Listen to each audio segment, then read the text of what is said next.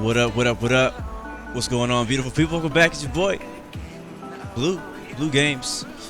What's up, Fire Fuse, Ball, Cool Cooler, the Man 10 R3 VIPs for today's flight. Sitting up front, window seat, whatever, your choice. Andre, also good to see you, man. Pro Tanker, Monday Blues, Ryan Todd, Anthony Plays, Takeoff, Aviation, Nicholas Hecker, Volcanic Mercury, welcome back, my friend. Golden Dirt, what's up, bro? Link V Games, welcome to the stream. Good to see you. All About Planes, good to see you also. Kai Heflin, Entertainment ONs, good to see you. Ed Vetafan, Lane Q Vin, Pilot Plaza, good to see you. I think it is about time to get started. How about that? Let's get it.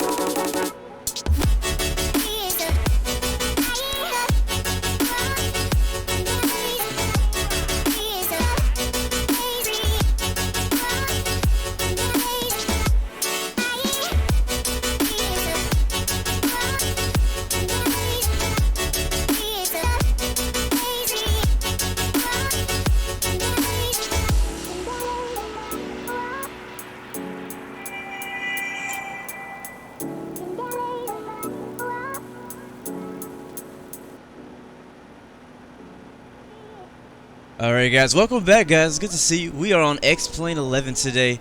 Gonna be flying the Flight Factor A320 Ultimate, sporting the Alaska A320 livery today. I've been waiting for this flight. I've been very excited about doing this flight. This plane, I've had this plane for almost, I don't know how long it's been actually, maybe a half a month, a few weeks, something like that. And I've been flying it. And I've been wanting to do a video, wanting to do a stream, and I'm finally able to do it now. So we're going to be doing a short flight from Anchorage, Alaska to Juneau, Alaska. And somehow it must be my unlucky day. I take that back, because just a second ago, Anchorage Center came online while I was sitting here getting prepared. I was like, oh wow, we're going to actually have ATC because we're on VATSIM network. And then right as my intro goes off just now, ATC goes offline. So again, that's my luck with ATC on VATSIM. Doesn't matter where I fly, there's never controllers. And it's okay, I wasn't expecting to have a controller anyways. But we're expecting runway 33. And I hope you guys are having a great day. What's up, Lewis? Good to see you, man. Yeah, so this plane is freaking gorgeous. Let's take a look at it real quick. Let's enjoy it. We got some snow here in Anchorage. Looks like it's falling in slow motion. I'm loving this Alaskan A320 livery though. It's pretty cool. Pretty cool. Can't complain at all. But we got pretty low visibility out here. Engine look good. Everything about this plane just looks amazing. And we're definitely gonna take a closer look at it when we get in the air. But how about we get it started? Because it's gonna take me a little bit. You know, whenever we do these streams, whenever I am flying, you know, playing like something from Flight Factor that's, you know, full fidelity. You know, you can press all the buttons. You know, it takes a little bit of time of getting it started up. So let's go ahead and do that so we don't take too much time getting the aircraft started.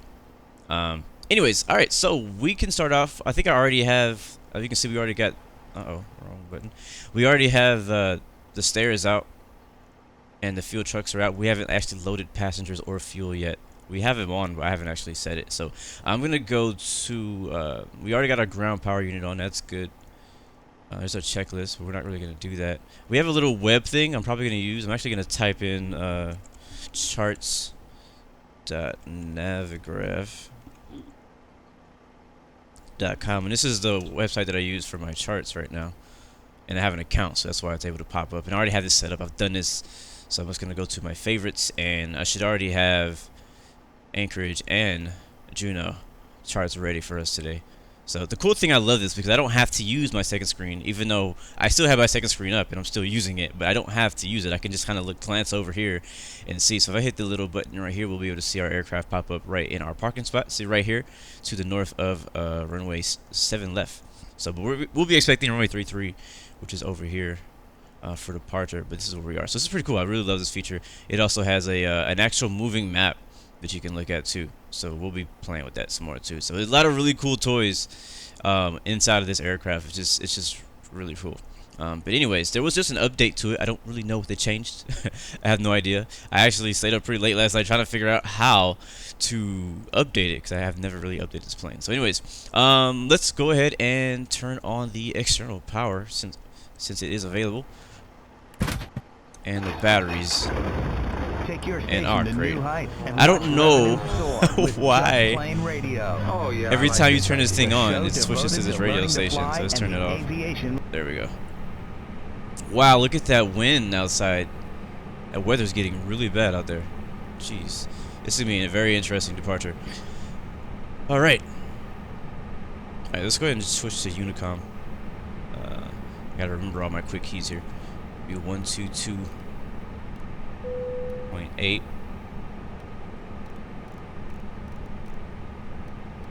I'm gonna try to get this thing started as quickly as possible, but I'm also gonna probably be not as fast as some other people who've been flying this every day. Alright, that's set. Let's go up top. Let's start getting our IRS aligned. Batteries are on. External power is connected, and we're gonna switch this over to align our IRSs like that. Now I see all three of these say align. Looks good to me. And I believe from here we go ahead and turn on our nav lights. Yeah, and I think, yeah, the nav lights and seatbelt signs and smoking signs. And lighting inside the cockpit is pretty good, so I don't think we need to do anything about that. Alright, let's go back down to the MCDU.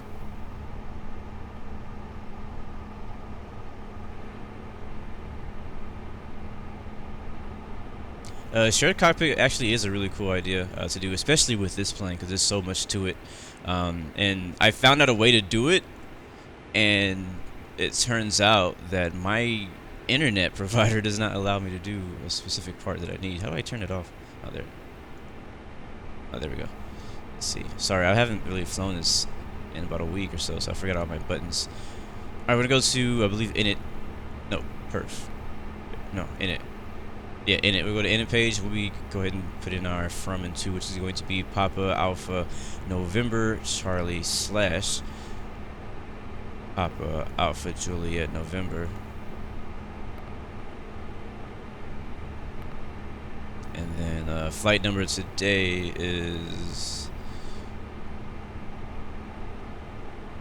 Bravo Lima Uniform 0954. And the cost index will do like, oh no, 50. I have no idea. I always make up a number for that. And our cruise altitude will be flight level 23. Actually, our cruise will be 320. It's gonna be a pretty short flight. It's not very far. We'll only be going 32. SimBrief actually said that I can go a lot higher. And now that I think about it, we're gonna be going east. So that's actually gonna be 330, I think.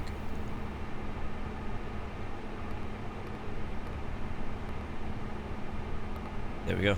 And we'll go ahead and hit align. Actually, we're going to do our winds here. Request winds. And then return. Uh-oh, what did I do?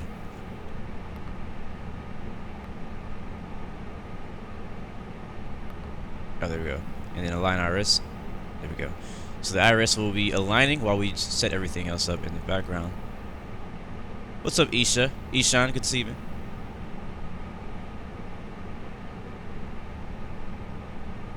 What's up, Ryan Todd? I don't think I said hi to you yet. Alright. Let's see, what do I do next? Oops, wrong view. Oh, hello, there's another plane over there. It'd be nice if, you know, Alaska would come back online. the center. Yeah, we don't need to do anything up here yet.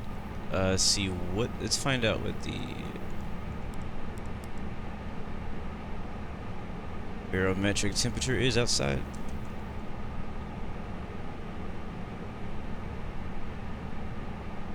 Alright, see, weather is 160 at 6. 3 nautical miles. Snow, few at 1,700, broken at 3,000, overcast at 4,000, 3018 is our barometric temperature. We'll put that up here, 3018. And we'll also put that on our little standby thing here.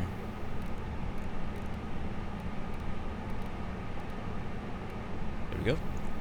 And it already changes it for both sides, so you don't have to do both sides manually. Whatever you do to your left, it's going to also do to the right. Alright, cool. That looks good to me. Alright, let's go ahead and do our flight plan, I guess.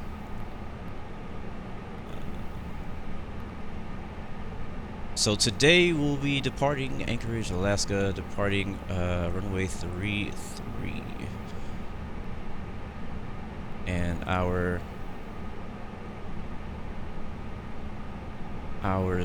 standard instrument departure will be the turn 7 departure. Let me make sure.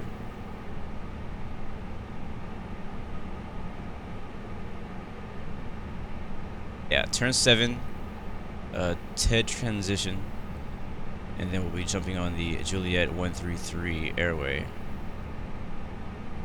So, but it doesn't actually show anything here.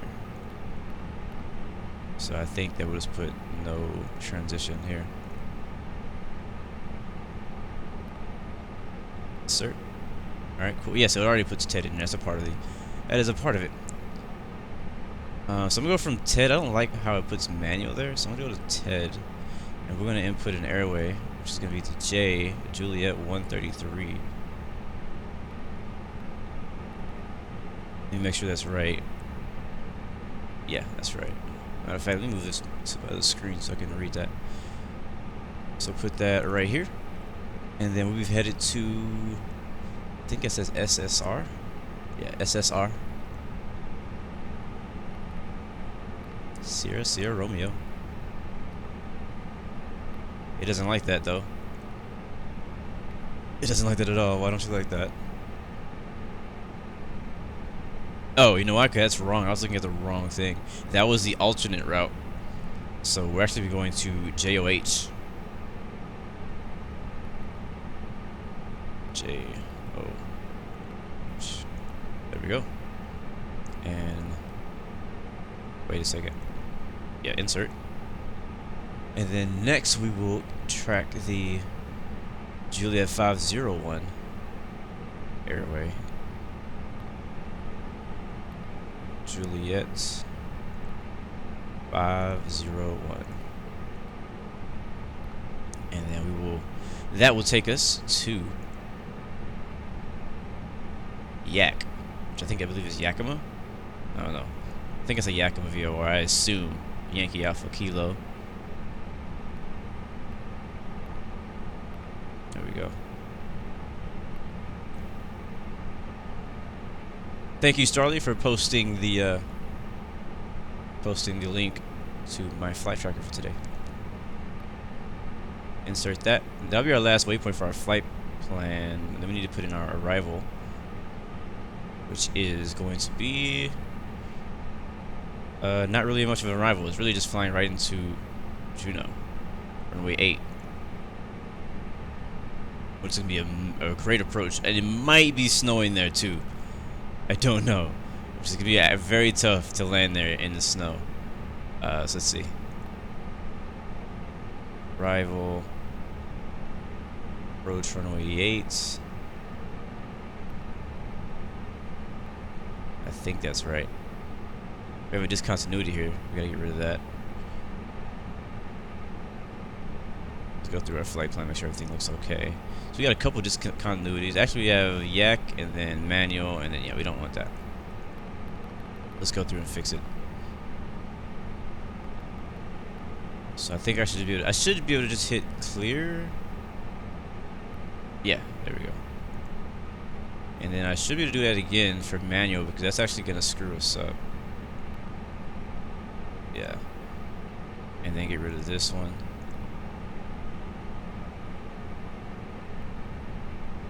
I'm like looking for an execute button because I'm used to the Boeing. I'm used to Boeing planes, you know, you hit execute after you've done things. Alright, cool. I'm gonna switch this over here to flight plan mode so we can actually look at our flight plan as we scroll through it. So let's go back up top. It's also very backwards. You have to press down to go up and up to go down. Like, it's really confusing to us Americans. So I'm gonna zoom in a bit. Matter of fact, let's do I have a close-up view of that down there?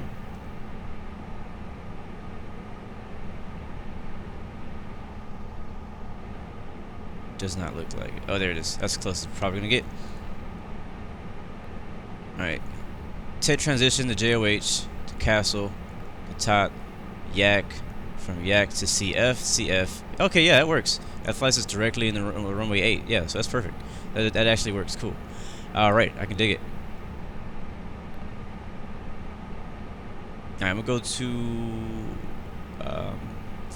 I believe next I need to go to perf, and we'll put in, I don't know, 134 for VR. I think I should be able to just click it. Hold on. No.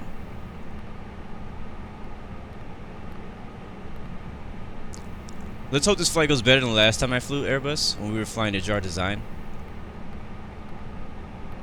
Actually, before we do all this, let's get our fuel and passengers on board so we know how heavy we're going to be.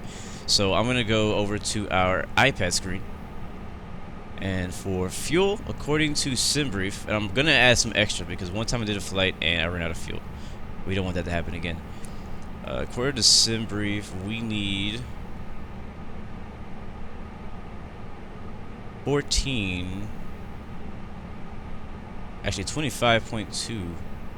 I think that's pounds. And I should have did this in kilograms because I forgot that this plane does not actually accept pounds at the moment.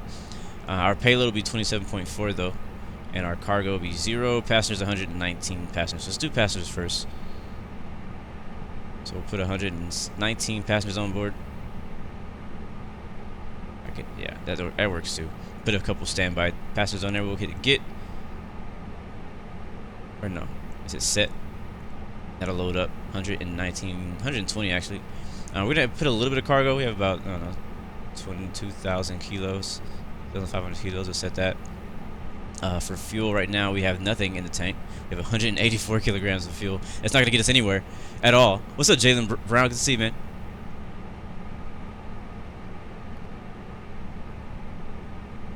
And all right, so let me go to SimBrief and find out how much fuel. I might have to send my flight plan to SimBrief to get to me kilograms instead. So I'm probably gonna do that. I'm gonna go edit that on SimBrief on my other screen. Change that to kilograms.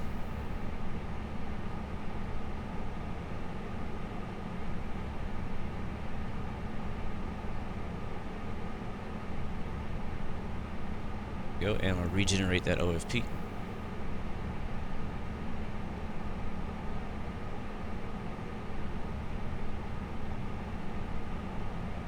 Hold up, stand by, analyze. Alright, cool, there we go. Yeah, that tracker is not for X-Plane, but it's for VATSIM. It tracks all the aircraft flying online, not just. There's multiple apps you can use though to track your flight. Yeah, it wants us to cruise at 370. We're not gonna go that high. Air time about an hour. Real short flight. I knew that we spend not a lot of time on the ground, so I didn't want to make a very long flight today. And if we have extra time, we maybe do a return flight, but I highly doubt that's gonna be able to happen today. Alright, there we go. Cool. So fuel, we need 13.7 kilograms of fuel. Zero fuel weight, 61. I don't know. I don't feel like that. I don't think I'm reading that correctly. Does not feel like enough fuel. What's up, Jalen? Funny channel, good to see you, man. Payload 10. So now it's telling me I have 97 passengers. So it's saying 13.7. Let's see what that gives us for minimum takeoff fuel, extra taxi, block fuel, 5,947. So that's what we're gonna go by right there. So let's see. I'm gonna add it up. We're gonna go like freaking 8,000 because I just don't trust it. One time I put exactly what SimBrief said, and I didn't make it. When it's set, that's gonna load up fuel. So passengers, cargo, and fuel are being loaded as we speak. Next up, we need our flight plan is done. Waiting for the passengers to get on board. Let's go to the next. Actually, no. We do flaps 1 for takeoff. Before we do that, let's go to the next phase. Hold on, let me find. I gotta find out where I need to be at here. Program, performance, init. Oh, there we go. So 0 fuel weight right here, which is not allowing me to put in for some weird reason. I should be able to click on this and it just does it. Oh, I know. I wait request. There we go. Alright, there we go. Cool. So our 0 fuel weight and our center of gravity is 23.6. So let's go find that on our trim lever.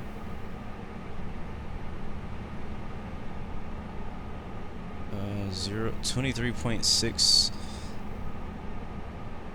That's gonna be I would say up 1.2 or so. 1.1. Let's do up 1.1. So we'll take that. We'll go back to performance, or no. I always forget where this is at. Yeah, here. So 1. Flaps gonna be 1 slash 1.1 up.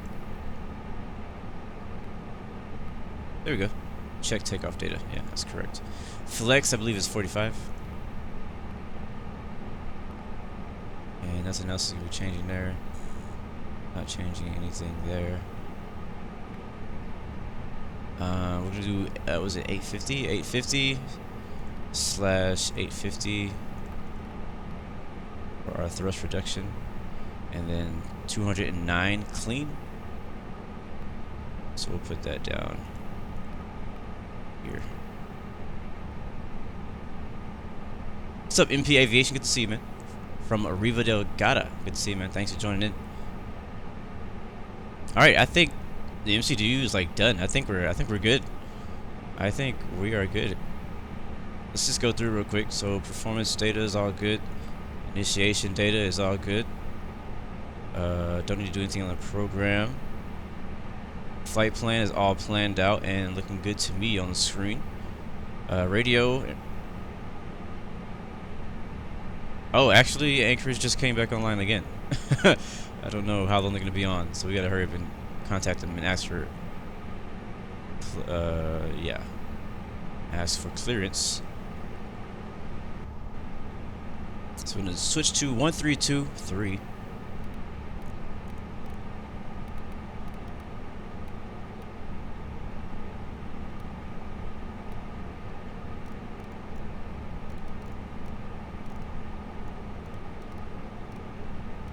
There it is. Switch it over. See if we hear anybody actually talking already or not. And we're going to turn our transponder to standby.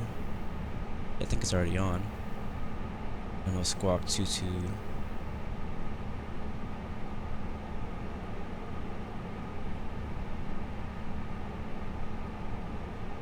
2200. I think it's on standby. Yeah, it's on standby.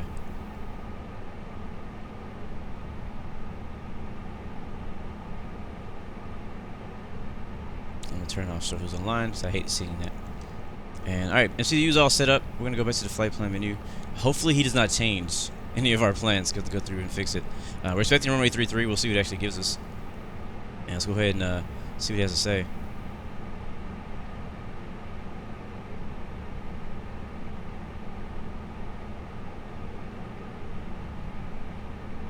Anchorage Center, Blue 116, requesting radio check.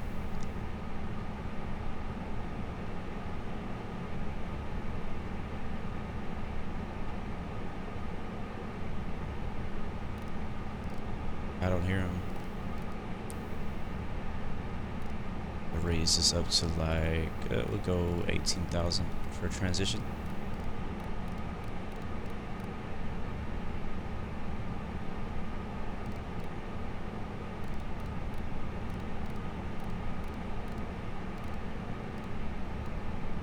Am I on the right radio? Yeah, I'm on the right one. I don't hear anybody. Squawk box, set up audio.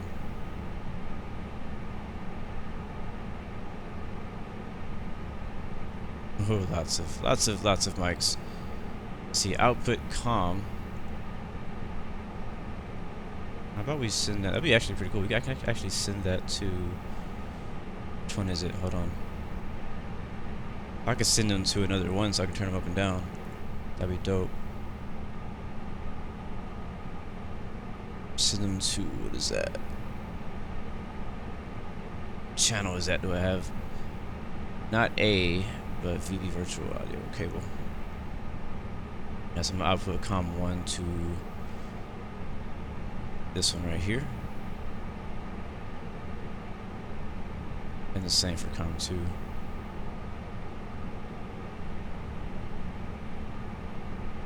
Yeah, see if that works.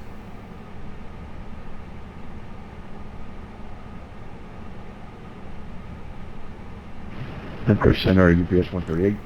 Oh, nice, it's working.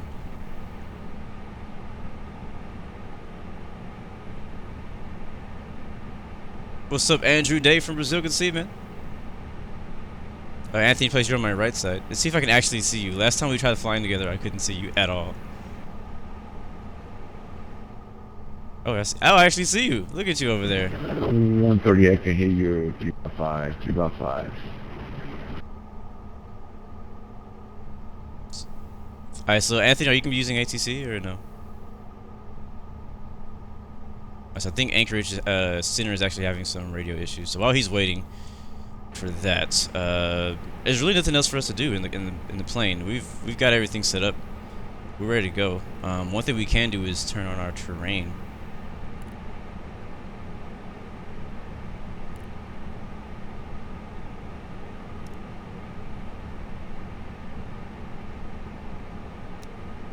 There we go.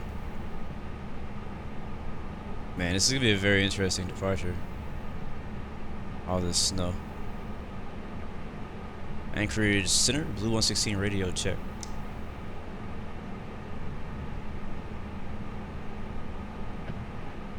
Anchorage Center, left and clear.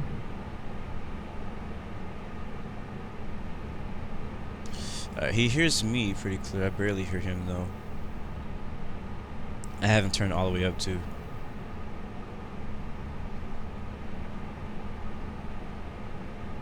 Roger, Blue 116, I hear you about 3, about 5.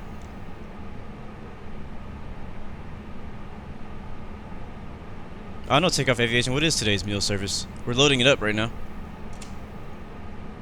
Loading it up.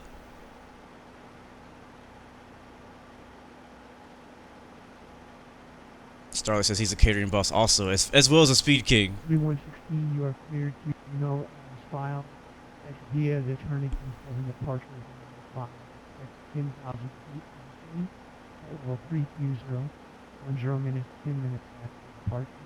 Departure of this frequency is 743. 743.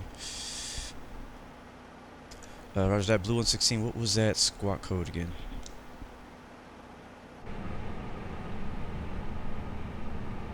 It said 07. 743. Is that 0743, Blue 116?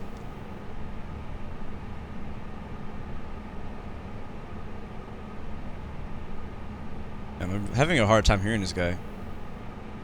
I think he said, oh, 7435. Alright, thank you. Blue 116, clear to Juneau, squawking 7435. 7. 3116, read back correct. There's altimeter 301 minor 319. Excuse me, inspection weight 33. Perfect. Alright, expecting run. Alright, Blue 116, expecting runway 33. I'll advise when ready to taxi.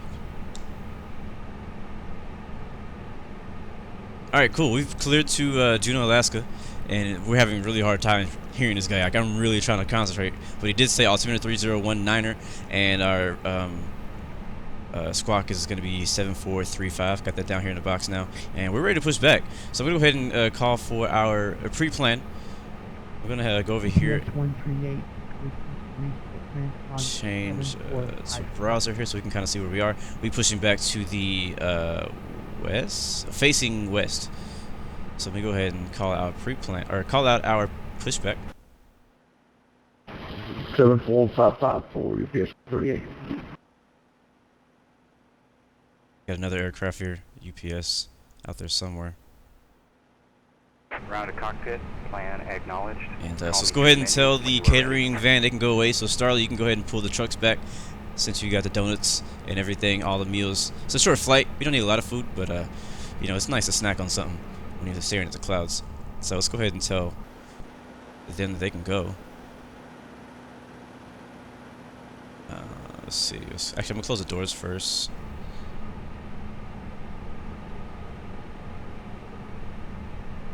Cargo can go away. Passengers, close all the doors. Fuel truck, everything's loaded there. We'll leave the, we do need to turn the APU on. We'll do that here in a second. UPS 138. Let me look at my motherfucker. And we'll tell them they can go away.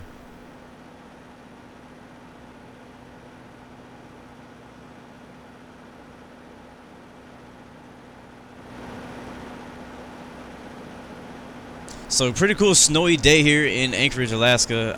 Now last night I was working on some scenery out here for ortho scenery, and for some reason it keeps like not working. So I have scenery surrounding Anchorage, but not Anchorage itself.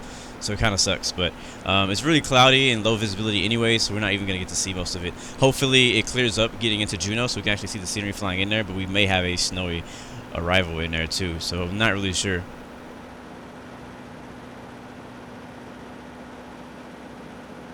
Nice, I see Anthony's filing.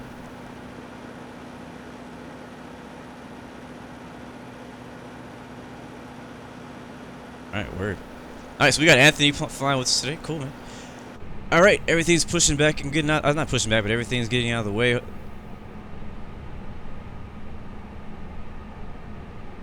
And we will go ahead and turn on the APU now. Turn on all the fuel pumps. Turn on the APU master. And turn on the start APU button.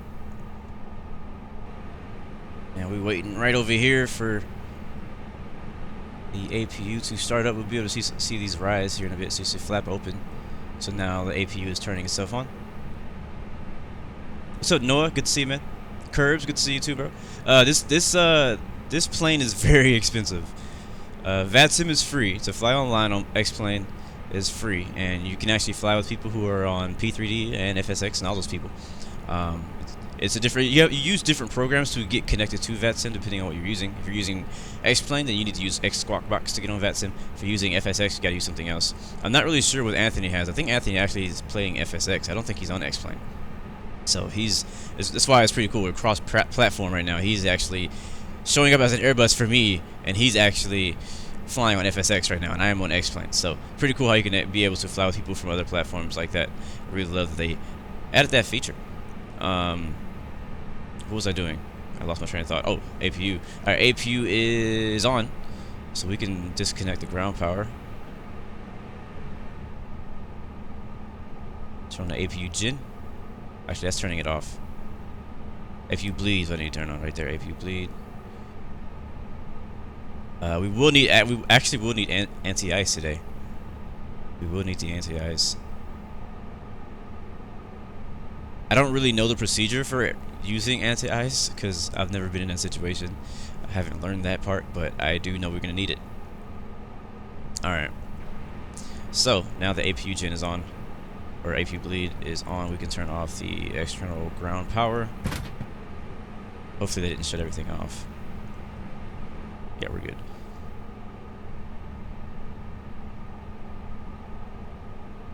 And let's go ahead and push back.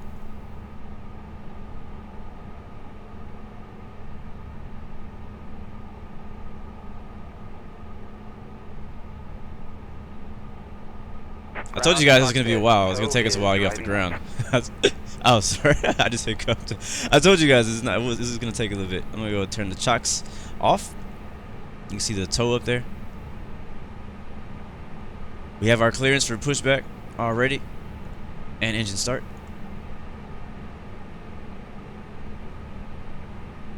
I'll leave it on this view for now. And we're gonna turn on our beacon lights as we're about to start moving and starting engines up. Man, I am just pressing all the wrong buttons today. Beacon, wing light. I don't think we need the wing light. I'm turning it on. Nav and logo lights. That'd be helpful. Louis 116, I've got your complete clearance. I'll take it to road. Are you ready?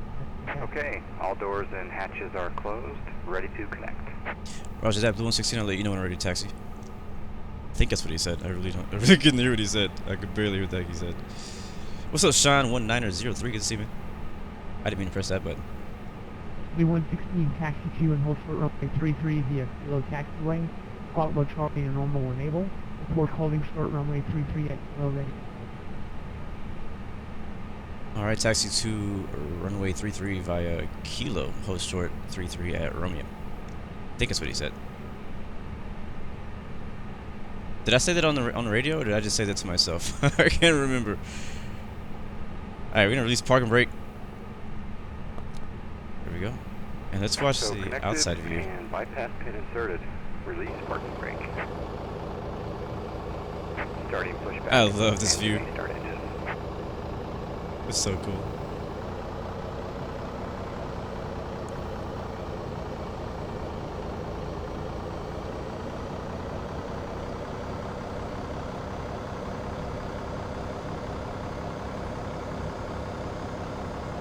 So Anthony, do you never use ATC on VETSIM?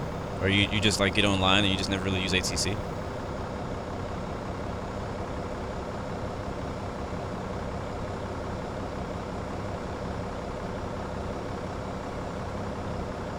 This snow is legit though.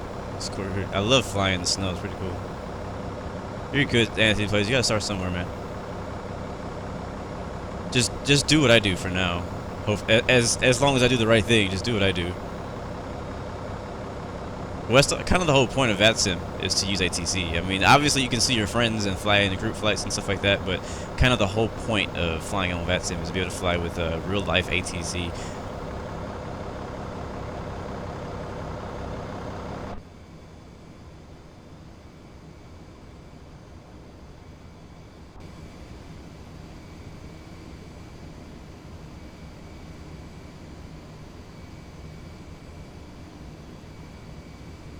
You can also learn a lot from Infinite Flight. The only thing that you don't do on Infinite Flight that you can do, not only thing, but one of the main things that you do, one of the main things you don't do on Infinite Flight that you do here is call for clearance for a flight. You have to call for clearance, for IFR clearance or VFR clearance. So before you ask for taxi, you gotta ask for clearance.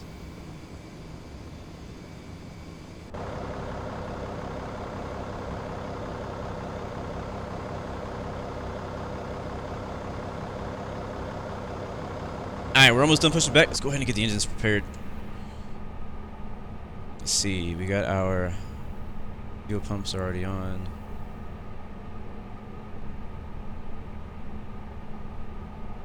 I think the overhead panel all looks good to me.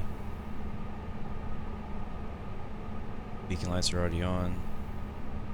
Down to the bottom here. And then we'll go to start. Switch. Operation complete. Set parking brake. Set the parking brake. Lock the cockpit door. Disconnecting tow. Don't know if he's gonna let me do that. No, it won't.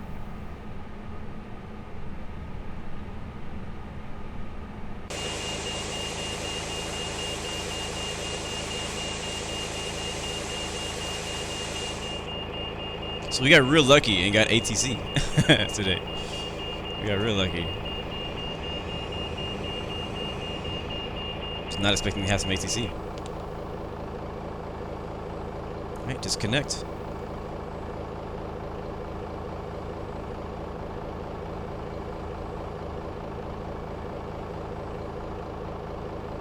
So I didn't mean to get taxi instructions while I was pushing back. I can't really hear what this guy is saying. He just sounds very muffled and low to me. Usually, you mean once you push back and you're actually ready to taxi, that's when you ask for a taxi, and they'll give you taxi instructions. But he actually gave it to me before I even pushed back. Next time, and have a great flight. Thank you, sir.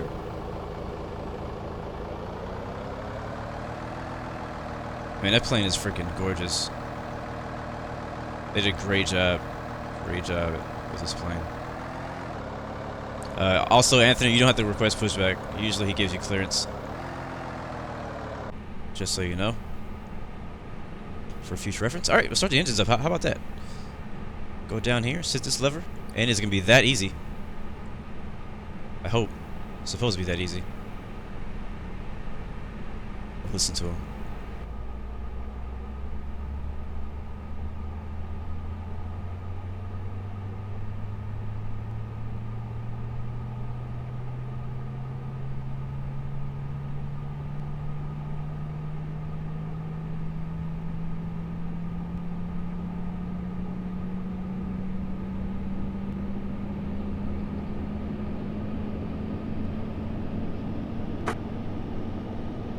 That's a good start. And now let's go to the other engine, engine number 2.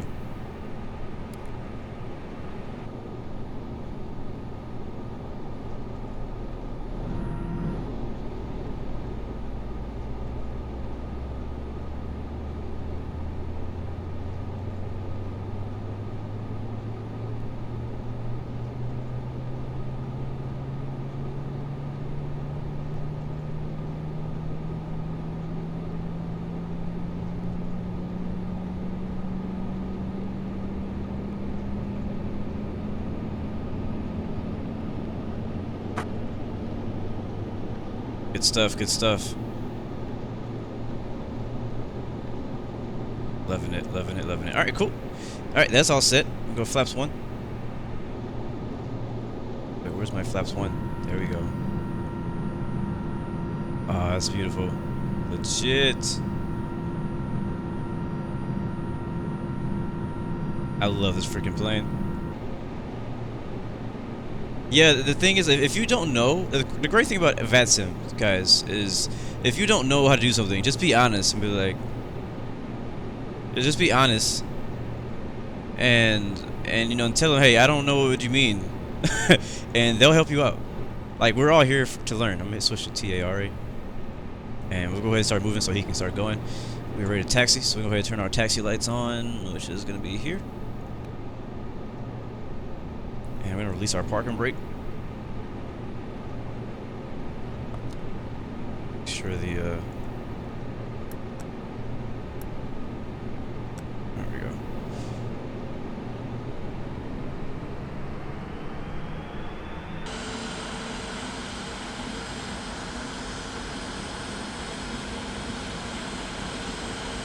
Thank you again, Oscar, for subscribing, bro. Really appreciate that.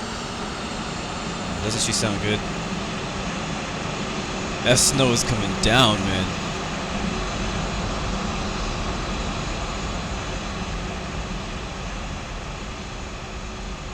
Alright, one thing I forgot to do is check our controls just over here. It looks good to me. Alright, we're taxiing Kilo. So another great thing about this little iPad, so you can see right here, we can see exactly where we're going. So we'll be taxiing straight to runway 33 right here. So we're Caution, already on taxiway. On taxiway. How fast are we going? Oh, we're going really fast. So we're taxiing straight via Kilo to Romeo. And I wasn't paying attention to my ground speed. And we were going pretty quick. The snow is crazy. We can turn the wipers on.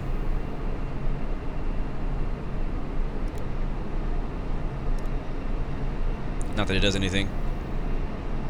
Now there's supposed to be rain effects, but I don't think there's snow effects. Alright, we get our speed down here. We are going really fast.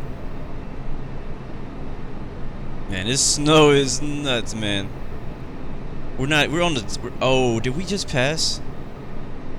We just passed 3-3, right?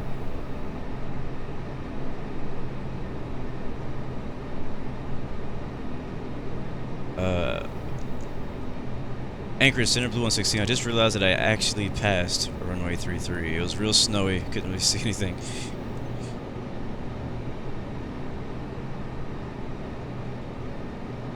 So see if you let me do a U-turn or something. Blue 116, no problem. You can take a left-hand turn at your next taxiway, and then take a left on 7 left. Alright, roger that, Blue. Allow you to taxi. I appreciate it. Roger that, Blue 116. I'll take a left on Hotel here, I think, and onto runway 7 left, and I'll turn back onto Yankee, and I guess I'll hold short on the Yankee side of runway 33, right? Approaching 07 left. If you wish, or Romeo side, if you want to be. We know we can hold this for Romeo 33 ready to start. Alright, thank you, Blue 116. Alright, so it says that we can go on the Romeo side or the Yankee side. I think that's what he said. Yeah, I have no idea what the actual temperature is right now in Anchorage. Actually, I do. Alright, so he actually has to hold because I'm going backwards on the runway. So we're passing Yankee now, and I'm actually going to go to Romeo, which is going to be on the next one. It's because the snow is moving so fast, I'm not really getting the correct sense of speed. And so it feels like I'm taxiing really fast. Here's Romeo right here. Oh, Jesus, we just passed it.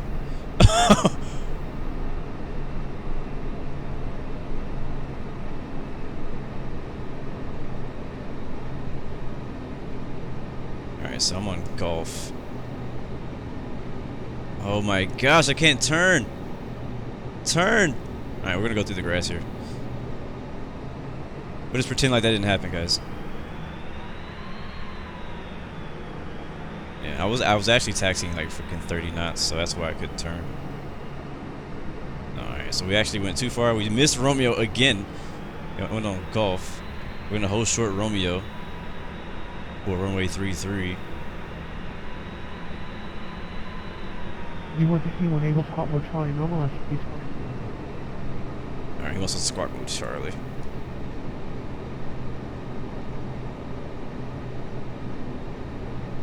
Which I think we are. I thought we were squawking Charlie. Let me make sure though. Alright, park and brake set.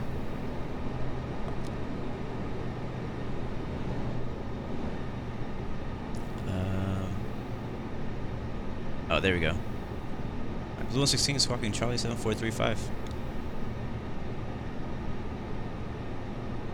And ready to go on the runway 33 at Romeo, Blue 116. Blue 116, thank you very much. Go ahead and line up and wait runway 33. I'll be right with you. Alright, line up and wait runway 33 or Blue 116. Alright.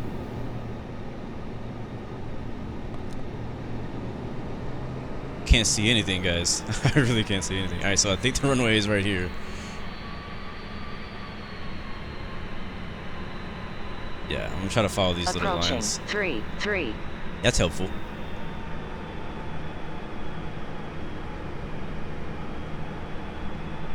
Yeah, my taxi skills are mad dope, right? I'm a freaking professional at taxiing. On runway 33.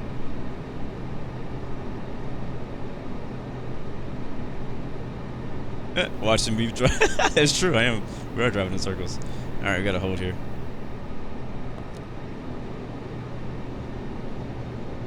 Land lights on. Blue 116 after departure, turn left heading 170. Left heading 110 after takeoff. Wind 170 at 6 knots, 23019er, 133 clear. Left heading 170, blue 116, clear for takeoff. Runway 33. 170. Come on, hurry up and get there. Scrolling, scrolling, scrolling. He said left? Yeah, he said left. Alright, cool. Alright, let's go. Parking brake released. Lights are all sort of on. Not all of them. Strobes are off.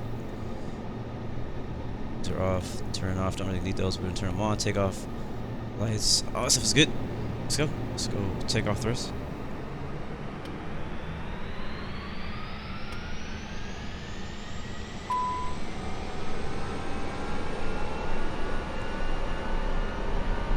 Let's see how unlegit this roll is going to be. I don't know how this wind is going to be looking for us. Oh, Jesus. I'm getting some, like, frame drops. So much snow.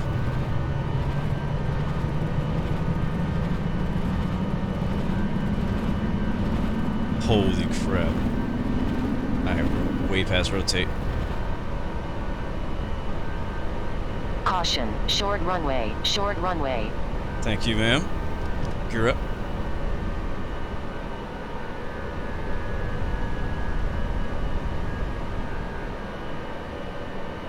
Alright, level climb. There it is. Autopilot. Pilot 1.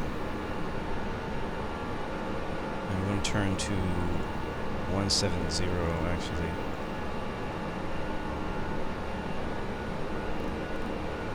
Right, come on. 116 departure and consider your radar contact bottom on northwest field. Continue that left hand turn to 250.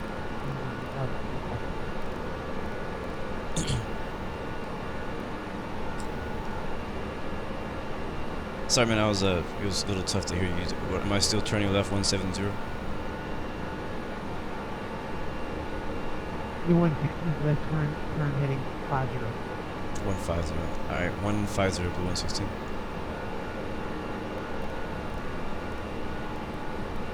You 116, you are radar contact turn south 10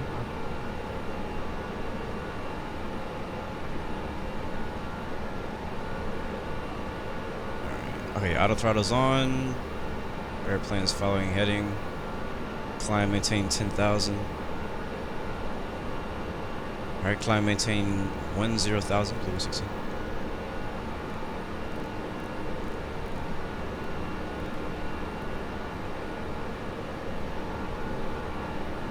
Alright, so we're passing 4,000. Let's go look at that wing view.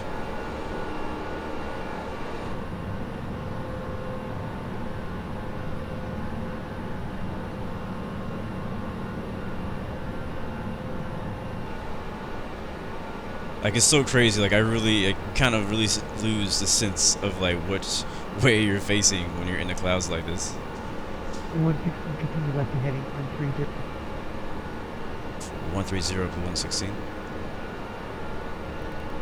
Altimeter setting. 3020. 3020 to 116. Nice, and we're out of clouds.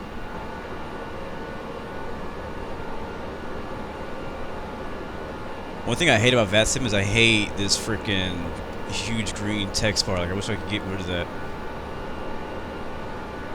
Yeah, Chris, I think you'll love X-Plane, bro. You really love it. Alright, let's turn these wipers off. Oh, whoa, whoa, what is that?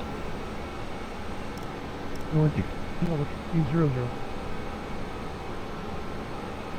Up to 300 to 116. That's 200, 20,000 for blue one. Oh, sorry, 200 blue 116. What is that? Traffic? Blue 116, turn right heading 140. Right 140. Right 140, blue 116.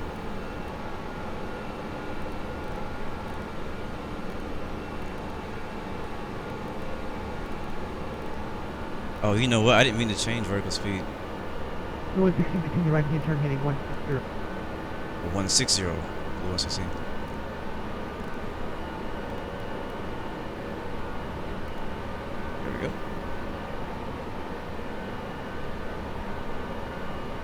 Alright, so now throttle climb mode is active, so we're not using vertical speed. Aircraft is climbing on its own.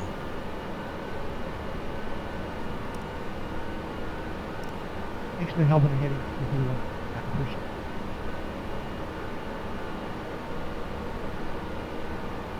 Alright, we're above 10,000. Turn off. 116, turn left heading 085. 085, 116.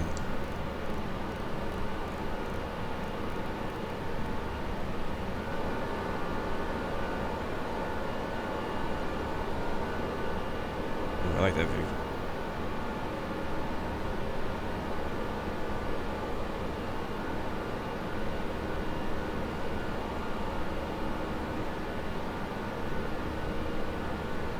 What's up, Leonardo? Good to see you. Austin Jones, good to see you also. We just took off out of Anchorage. We're getting departure vectors. 116, fly heading 080. Was that 080 or 180? Heading 080 eastbound. Alright, 080, passing 12,000, blue 116.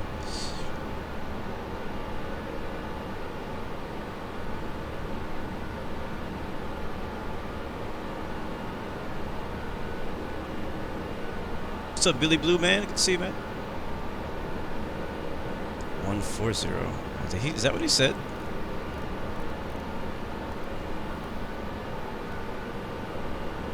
You can see this dotted line, I believe, is where our flight plan is. So he's gonna get us back on course pretty soon. 130, blue 116. Blue 116, your heading is 080. Wait, is he talking? That's negative. Maintain heading 070 now. Alright, sorry about that. 070, blue 116. I think I was reading the other guy's vectors. Billy Blue Man, X-Planes, I don't know, it's like 60 USD, something like that, 50, 60 USD. Yeah, that's what I was reading Anthony's vectors on the chat. I thought he was talking to me.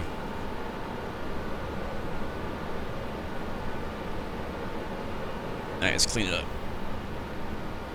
Blue 116, resume on navigation. Continue to file, remain as frequency.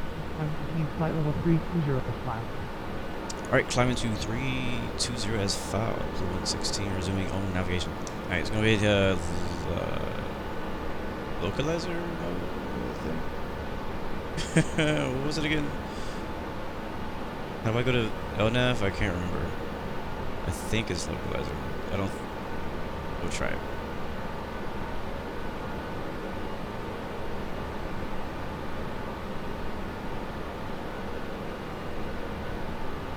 So I don't want to be in heading mode, I want to be in like regular turn mode.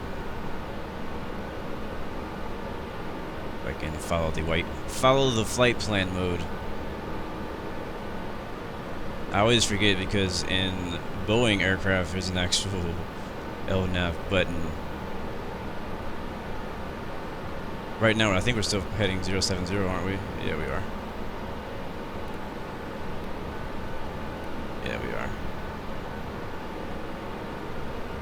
How do I turn heading mode off?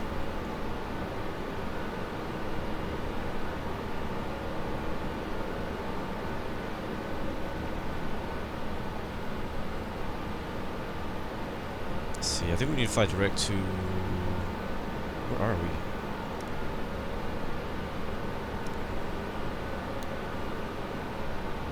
Alright, we're already past TED, so we need to fly direct to JOH. Go direct. JOH, yes sir. There we go. Figured it out. I had to do it on an MCDU. There we go, so now it's going to fly us back on track.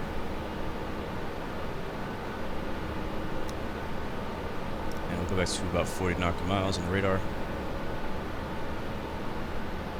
Cool, cool. Alright, so we've been cleared to climb up to our cruise of 32,000. Which actually I put that incorrect. It's supposed to be 33,000 feet, but he thinks I'm only going at 32, so we'll go ahead and do that.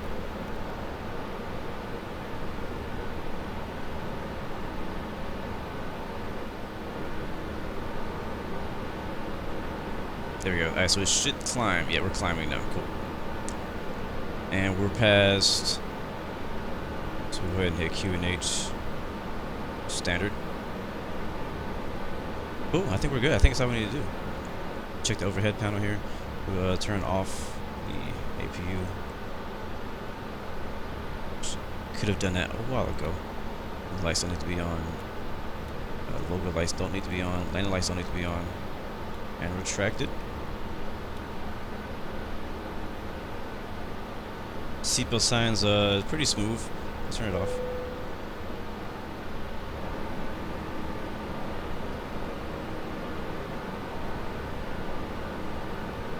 And we will go down here.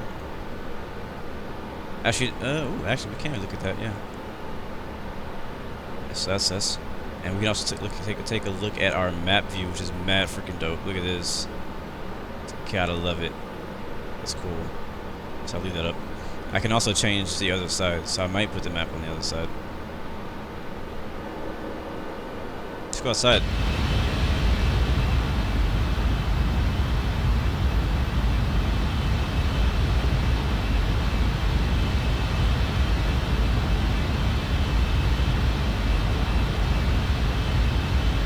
Mr. Flighter, good to see you, man. I'm having a good day, man. How about you? It's been kind of busy since I took off. Since we actually had ATC, I had to kind of like, you know, do things.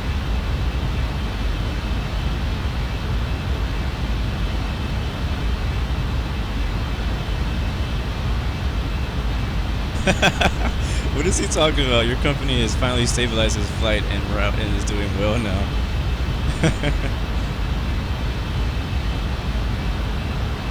Oh wait, he's talking to me. That was a private message. I just forgot. Purple means private. I forgot. No, so this is actually some new scenery that I just worked on last night. I don't know which part of it though. What's up, Austin Jones?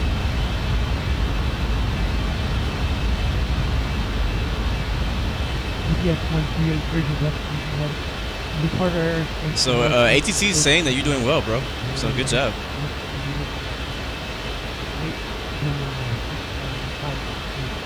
Oh, look at those beautiful mountains down there.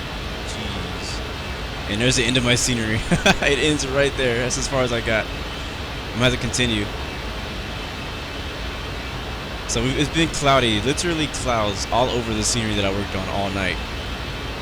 Like, I was seriously up all night until like 4 o'clock this morning trying to work on the scenery. It still looks good. Like, this is the X-plane default scenery we're flying over right now. But back there, you see where that line is? That's actually where my actual ortho scenery stops. So I only got this far. I'm working on like a new project of me like trying to create most of Alaska because I love flying in this area and I would love to have this all in the X-plane. So I can do more flights and some bush flights and different things like that. I think it'd be a lot of fun. Now, we will see some more scenery when we get into Juneau, Alaska airspace. But this flight, I mean, not the flight, but this plane looks amazing. We're still climbing though to our cruise, and I don't know why I'm getting a few stutters here and there. Infinite Aviation says he's a flight attendant.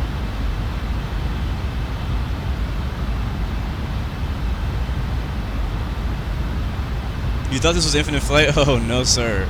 Infinite Flight is not to this level yet. This is X-Plane 11.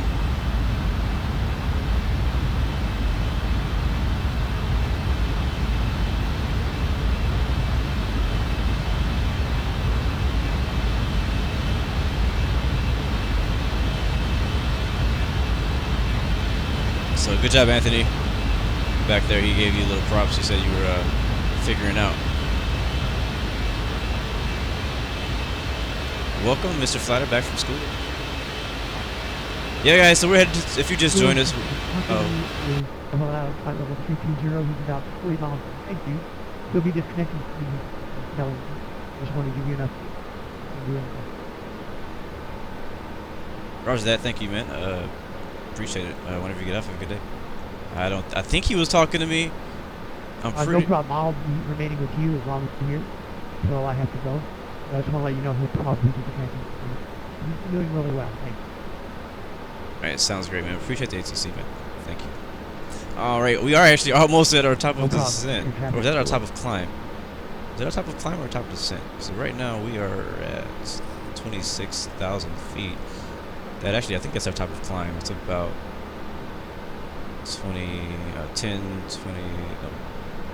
Yeah, 10, 20, 30, 40. That's like 30 miles out. Let's take a look here, though. Yeah, so JOH and our top of descent. Oh, it's good. Our top of descent not for a while, not till we get past Yak. So that's our top of climb we're coming up on now. We're still headed to JOH. We're about...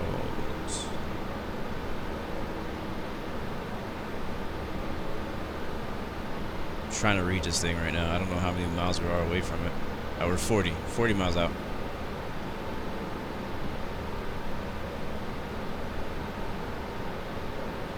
What up, Dean? Juan, I can see, man. Yeah, let's go enjoy that wing view a little bit. How about that?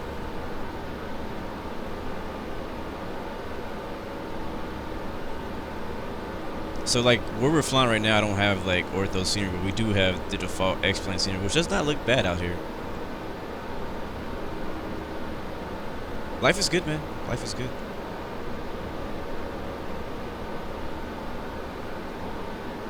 Why are you upset that Virgin and Alaska Airlines are, you know, getting together? I don't really care. I've never flown either. It does not affect me in any way, so I don't really care.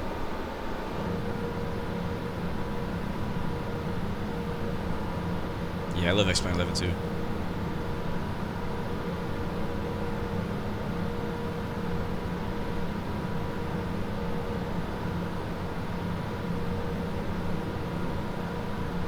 Curbs, you're saying, why is your title saying OpenStreetMap error, trying again?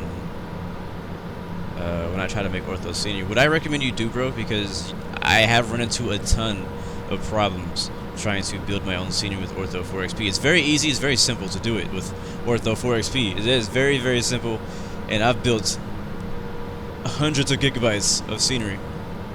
But if you're having issues, what's best to do is to copy and paste that into Google and find out what the answer is. That's what I've done multiple times. So I don't really know how to fix what I don't know how to fix that. But it's best that you just Google it, man. It's gonna take some time for you to Google it.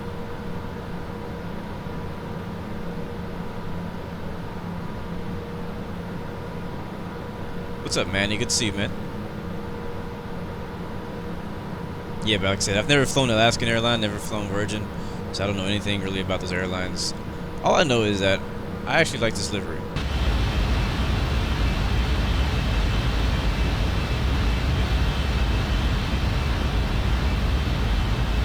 Billy Blue Man, yeah, I use a program called Ortho 4XP, and it allows you to generate photorealistic scenery for pretty much whatever area of the world that you would like to have it in.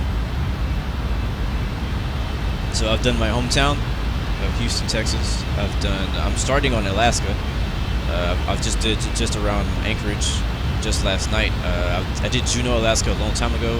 I have pretty much all of Southern California, all the way from San Diego to San Francisco, and complete ortho scenery. I also have some of Denver. I have a bunch of the East Coast, like New York, Philadelphia, Washington D.C., Boston. What else do I have? I just downloaded some stuff. I'm getting ready to do Mexico, and I've done a little bit of Ireland. I had some issues out there though, that's why I haven't finished.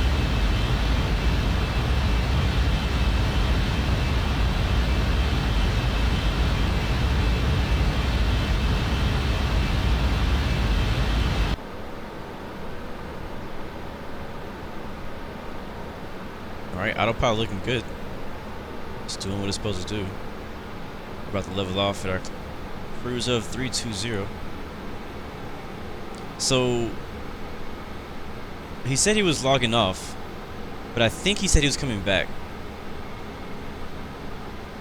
I'm not sure. What's up? It's A's. Good to see you, man.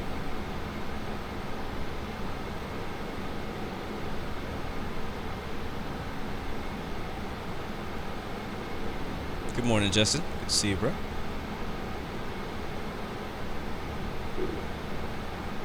Alright, well, now that we've reached our cruising altitude, Starly and the rest of the crew, you guys can go ahead and start feeding the passengers.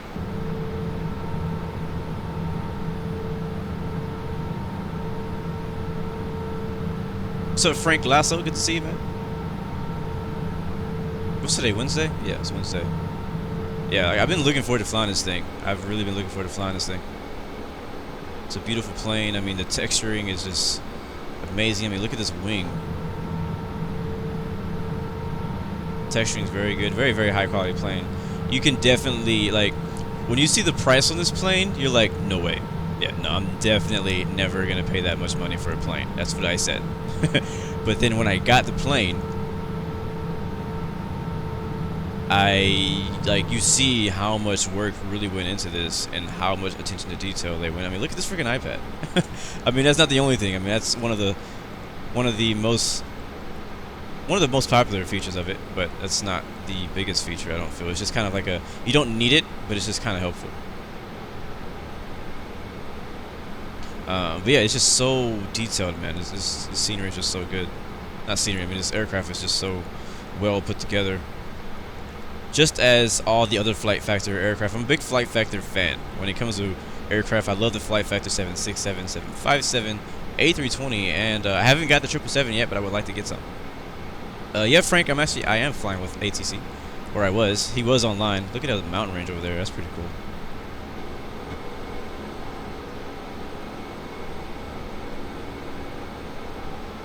But again, I think he's coming back. I'm not 100% sure. I don't know if he's gonna show up again later, because it's been really tough for me to hear him because I don't know what's wrong with his mic. But yeah, guys, just like Infinite Flight, you guys are always welcome to come fly with us. This is actually, I think, my first live stream I've ever done on VATSIM, where you guys were actually able to join. I usually fly on single player. Dean, what is the ETE? Great question. Speaking of that, I can actually maybe put that on the screen for you.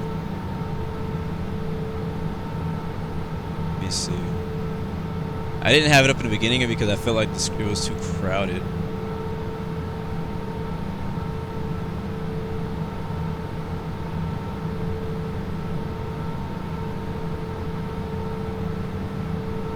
Here we go.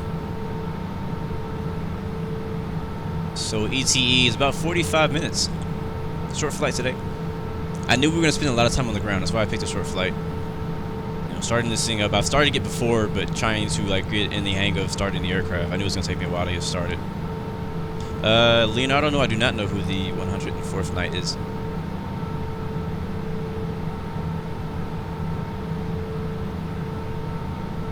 So Graham, man, how was your birthday, bro? How'd that go? Sorry I missed your birthday flight. I want to be a part of that, but I just kind of missed it.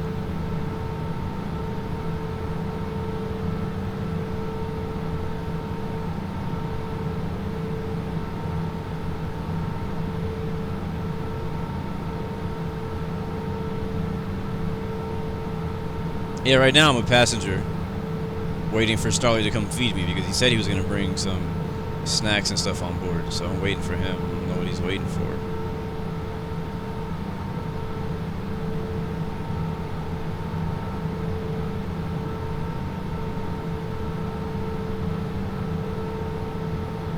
Sounds good, Justin. Good luck on your VATSIM working. I think it worked last time for you, didn't it?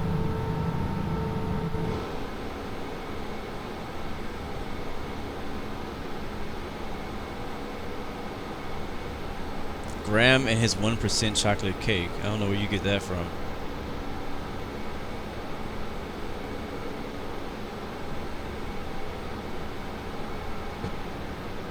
Do you care for a spot of tea? Oh, that's a legit picture right there. I love how the mountains look in the clouds. Now we gotta find the right view. Right exterior view. Not feeling it.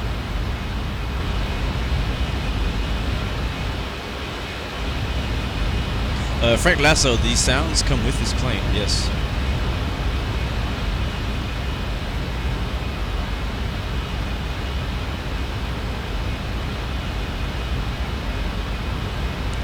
So Andrew's serving beverage, Coke, Sprite, and water.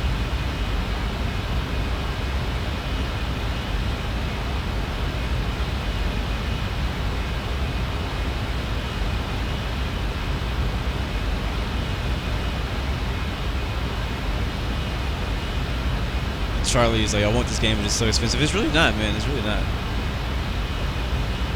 It's really not expensive. For what you get, this game is completely worth it. It is completely worth it, even at default. I mean, I've added a lot of things on, so the clouds you see are not default X-Plane, but the default clouds on X-Plane are actually not bad at all. They're really good.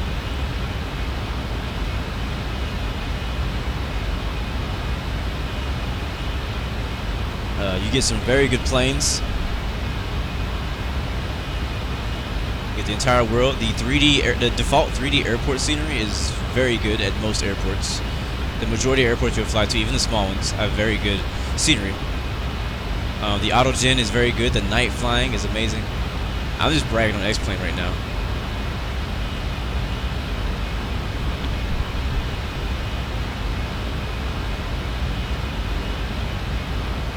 How much have I paid for my whole setup? Now, define whole setup. Like, are we talking about like X-Plane plus my joystick? Or are we talking about like X-Plane plus the planes that I fly, plus all the add-ons, plus my joystick? Like, what do you mean? How much did I pay for my entire setup? Because I know I invested a lot of money already into X-Plane in general before I even got X-Plane 11. I had a lot of plugins, a lot of add-ons that I used on X-Plane 10 that I brought over. Frank Lasso, I would say yes, but depends on what aircraft you get. Some paid aircraft are definitely 5 to 10 times better than the freeware or the default ones. But X-Plane 11 kind of changed that, because with the Boeing 737-800, the default version is a great aircraft, especially if you are kind of a beginner to flying airliners. Maybe not a beginner, but you know, like you are not used to pressing all the buttons or something like that. Like, it's a great aircraft to start out with. It's also the MD-80, something like that. Look at that horrible contrail.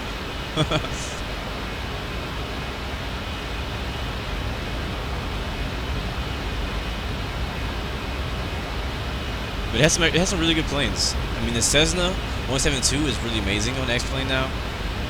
You guys see me fly that. There's also a G1000 version with a different avionics package. So, lots of fun to fly. What's up, Dean from Dubai? Good to see you, bro.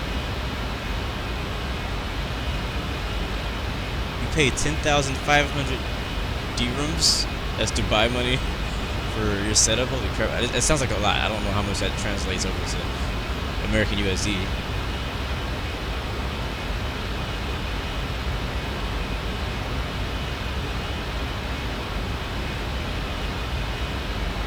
No, it's true, Justin. I haven't flown at night on a stream for X. Well, yeah, I have. I think I did. Oh, it was a test stream. I did a test stream a while back for a night flight, and it's actually not true either, because I did a video when I flew to Rio. We took off at nighttime, so we did actually technically do a night flight.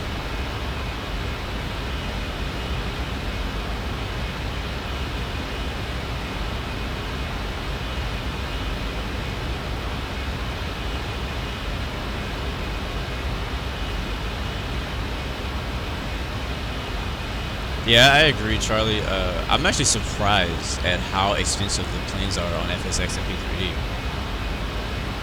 I'm really surprised. Like, the plane that you see in front of you right now, the one I'm flying, is the most expensive aircraft you can buy right now on X-Plane. This is, I think, yeah, I believe this is the most expensive aircraft you can buy on X-Plane. It's not like a package deal.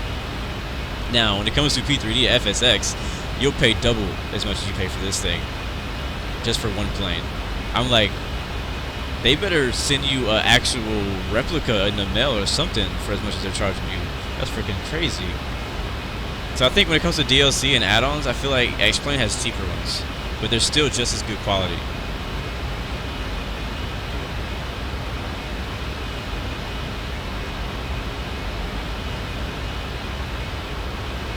Yeah, Graham. I know you got your new PC, so welcome to X-Plane, man. Get it in, man. Get it in. Get some experience. Start flying.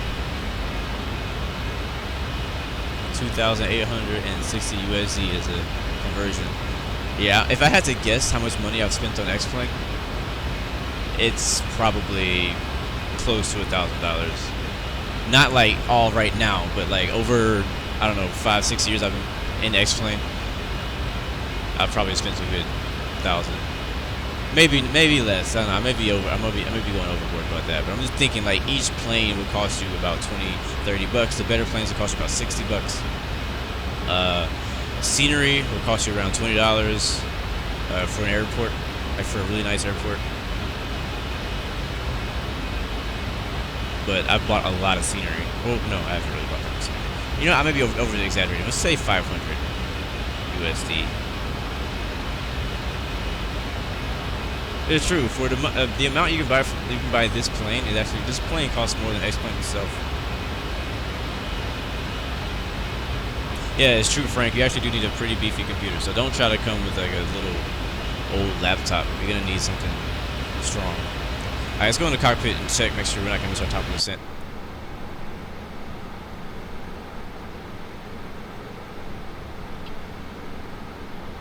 Where are we?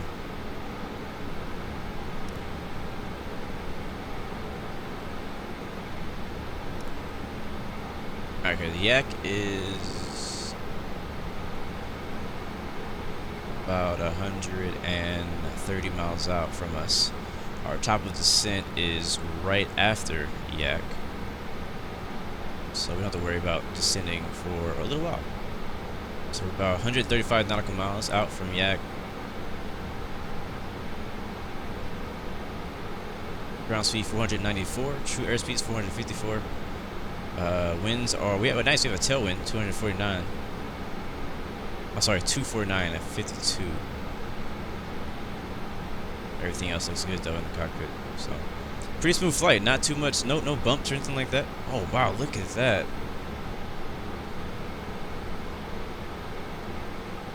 That's freaking default scenery, guys. That is default. I didn't put that there. I did not put that there, but I would love to see how that would look. So my goal is, hold on, we go down here. So my goal for Alaska is to create scenery for everything starting from like maybe just a little bit west of Anchorage out here, which I think I started out here, all the way down to Vancouver. Now I already have Vancouver, Seattle area in ortho scenery, but I have like a big section where I don't have anything, and then I have Juneau. Where's Juneau?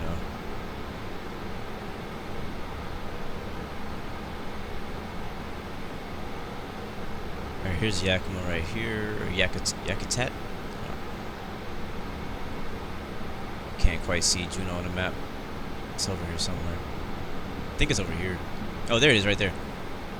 Yes, I have scenery for all of this area. So when we're descending into Juneau, if it's not snowing or raining or bad weather, we're going to be able to see some pretty cool scenery out there. All this section right here I have no scenery because it just takes a while to build it. But out here in Anchorage I do have scenery, and then down by Vancouver, Seattle, Portland I have scenery down there, and then down in San Francisco, all the way down to San Diego I have scenery, and then Las Vegas also.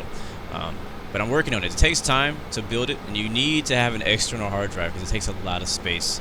Because you're downloading like thousands of pictures of actual photo scenery at like HD quality, so it takes a lot of space to make this happen. So that's why I really appreciate Infinite Flight, because they've made an entire globe of HD scenery, at least at a specific altitude.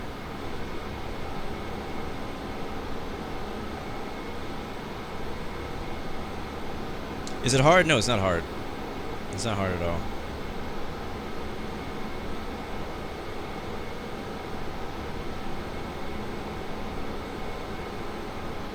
Starly says Infinite Flight's graphics are terrible.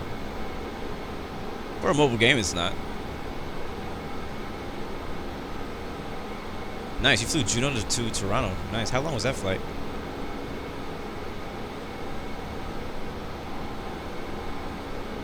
Leonardo, we flew over the Dominican Republic a couple times.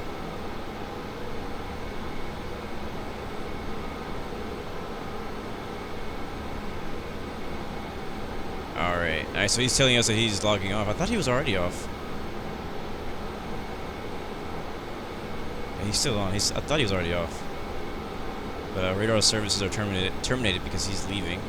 So we'll monitor Unicom 122.8. 115. Company's not to log off. They're not to log off. You can expect the LBA X-ray runway 8 approach.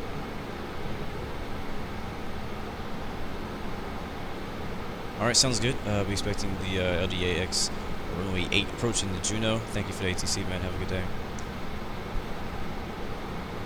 No problem.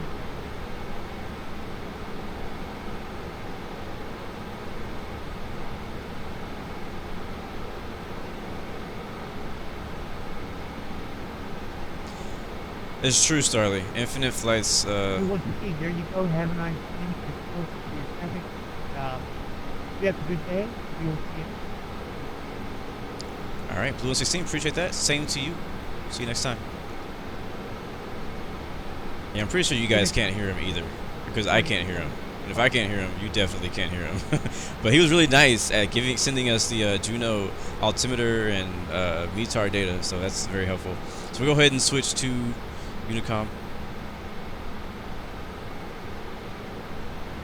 Like I said, depending on the controller you can get some really nice, helpful controllers. So it looks like winds are 060 at 5, visibility is 10, few at 5,000, broken at 4,500, broken at 7,500, and altimeter 3026. So looks like weather's pretty good in Juneau right now.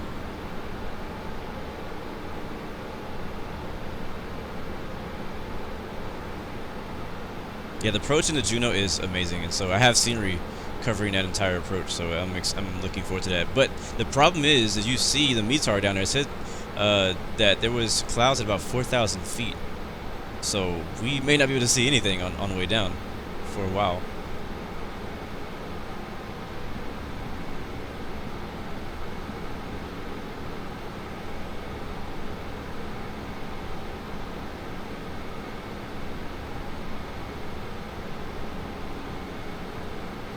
Yeah, I'm looking forward to the approach in the Juneau. Hopefully we can actually see it, though. Appreciate it, Starling, for posting the that. I'm actually going to click on that myself so I can see it.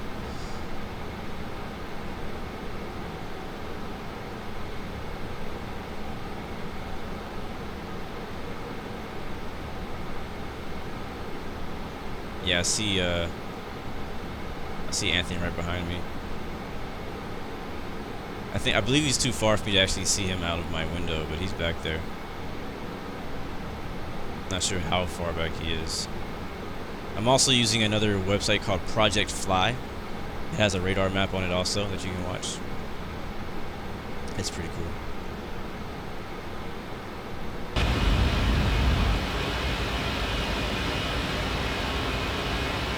Yeah, I can't see it because he's right behind us somewhere.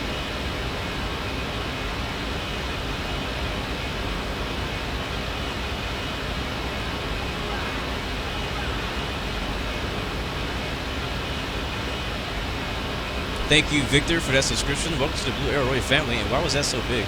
We should fix that. Hold up. I must have been changing something. There we go.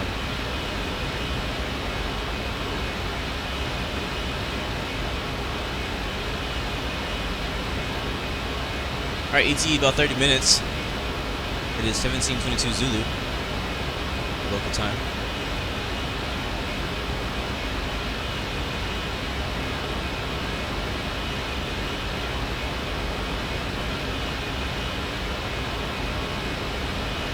And I'm getting hungry, Starly. Where's the heck is food, man?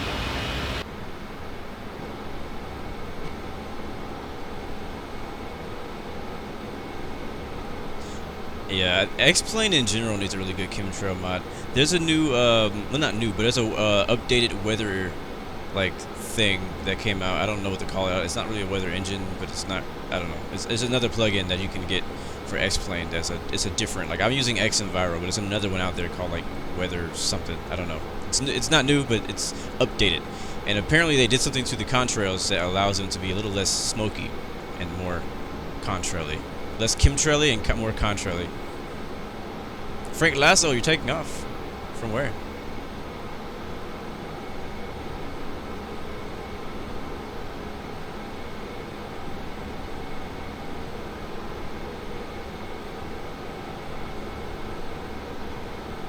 You flew from Dubai to LAX and you blew your tires on a 747?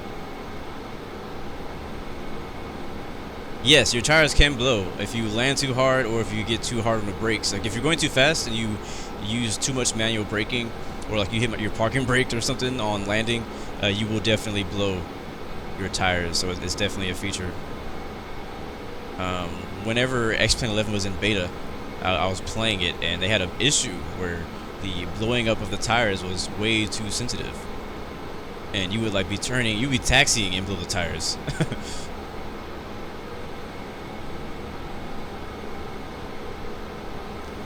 Leonardo, yeah, I agree. As far as Infinite Flight, the water texture, but I mean,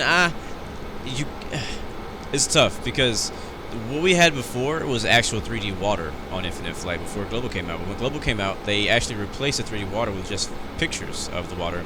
So from up high, oh God, look at that! Holy crap! Seatbelt sounds are coming on after that turbulence. Jesus, where'd that come from? But yeah, I was saying was they had 3D textures. They had 3D water back then. Now it's just pictures. But from high up, it looks better. But from close up, it doesn't look better. But I mean, you have to think about it. When you're flying in places like the Caribbean, would you rather just have like the same color blue everywhere, or would you like to have actual Caribbean colored water? So I'm not against what they decided to do there.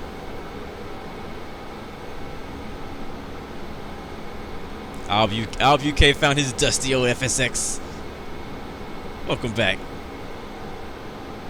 Victor, what's up, man? Good to see you.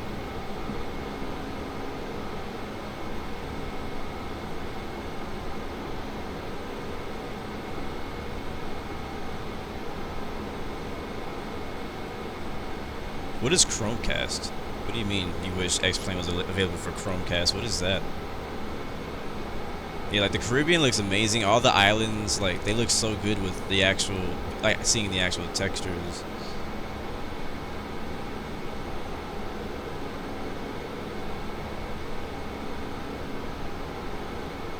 Demonic Perseus, welcome back, bro. I'm glad you were able to make it. It's been a while,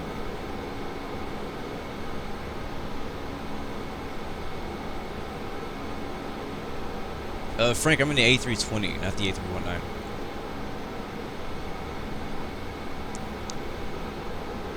Thank you, Levitt, for the subscription, bro. Mad props to you. We'll be descending pretty soon, too. Speaking of descending, we need to kind of take a look at our altitudes we need to be at. We're only, I don't know, what is that, 80? 43 miles out.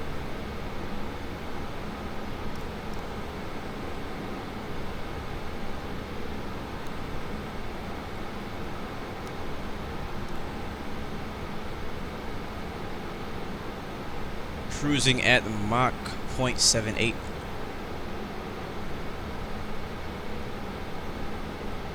Voice SZH, good to see you, man.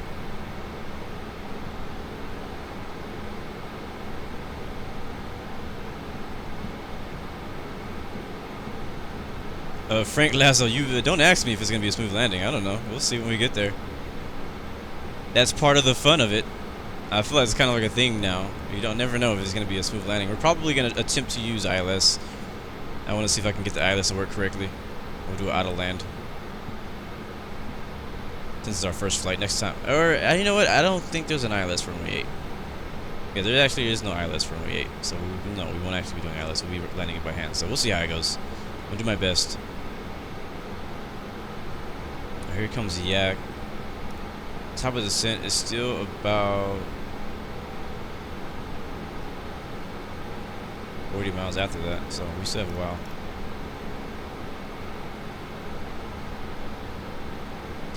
while. See, we're looking good on fuel. Where is my fuel? Yeah, we're looking good on fuel. 21,000 on the left wing and on the right wing. 60 on the center tank, 690 on the tips. What is the temperature? Negative 23. Yeah, let's put some anti-ice on here. I mean, we should have did that a long time ago. We'll go wing anti-ice, engine anti-ice on both engines, and probe heat.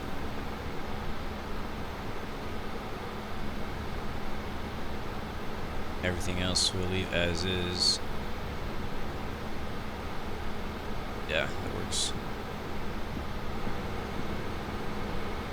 I like how I can actually see like the islands down here. Very, very overcast day out here. What's up, Muhammad? Good to see you, man. Anthony, you have visual of me?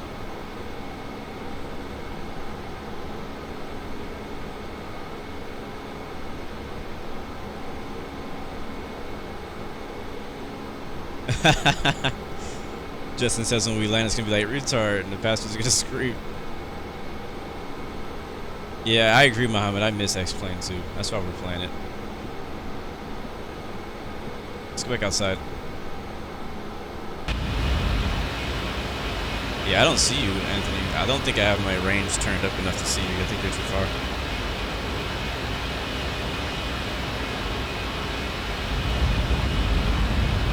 Yes, sir. Runway 08 is in favor. The winds are in favor of runway 08. So we're already landing at 08. That's our plan. Muhammad, I'm using a joystick. Man, I can't wait to get like actual scenery out here.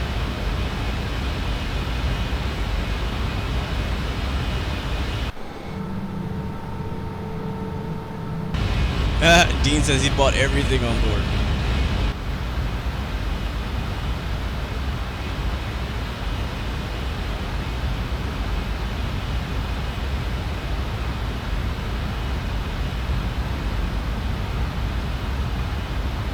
Beautiful day. It is beautiful, man. It is, it is. Let's get our charts ready.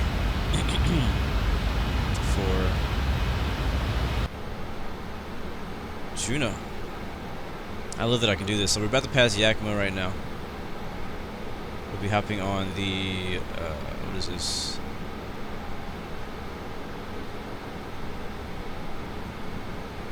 I don't think we're actually gonna be flying this airway. See, I don't remember typing this airway, so we're not using this airway. But Juneau is over here, I think. Where's Juneau?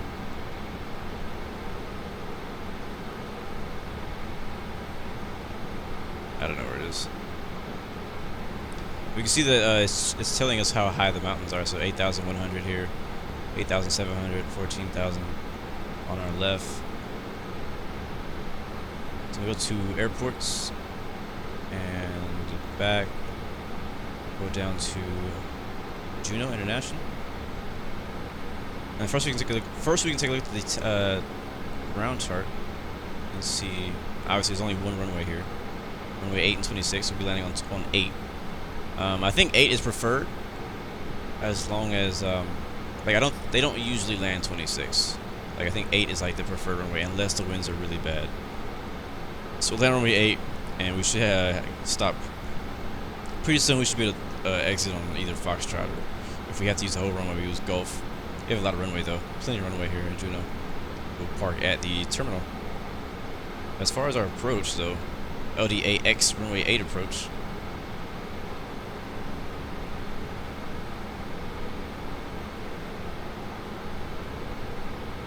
Let's see. I think we have to fly into. See, Diplo at 6,300. What's the airport elevation? Hold on.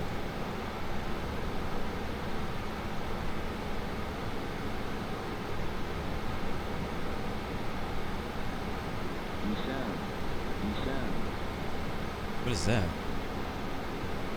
Elevation is only 26 feet, so it's pretty low. Did you hear that? What's that? Wait, oh, what? Is there traffic?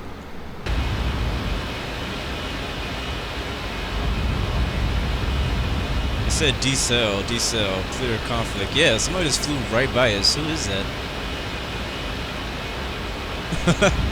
That's kind of cool that it actually picked it up. Kind of freaked me out. I wasn't really paying attention out the window. Alright, anyways. Alright, so we'll be expecting 6,300 feet at Debo, and then Linz 5,600, and then Barlow 3,700, and and then from there on we'll descend Juneau. Actually, that's the wrong one. I actually want to use LDAX arrival. No, that was the right one. Yeah, that was the right one.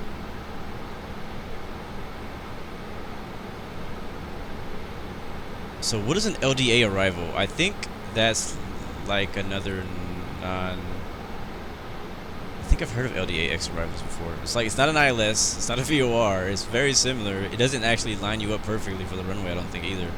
I think they use LDA approaches when there's like high terrain right before you get to the runway. So you see right here, it actually has us coming in at an angle, so you don't come in straight in. So it says, you can see there's a holding pattern right here as SSR, and then there's another holding pattern here as lens, left turns and right turns here. So we can even fly in the SSR, which I don't think we need to fly in the SSR. I'm not sure what our flight plan has us doing though. Let's see what our flight plan wants us to do. Not much. Doesn't really have much planned for us.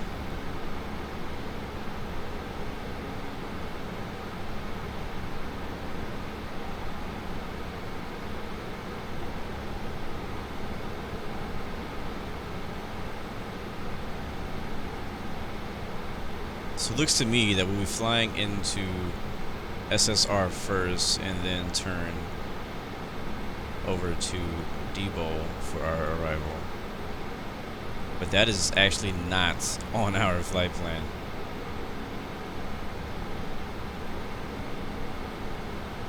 So I do not think the plane's going to fly that. I think the plane's going to actually be flying us to right here. So we're going to have to adjust. It says CF. I think CF is up here somewhere. Not sure.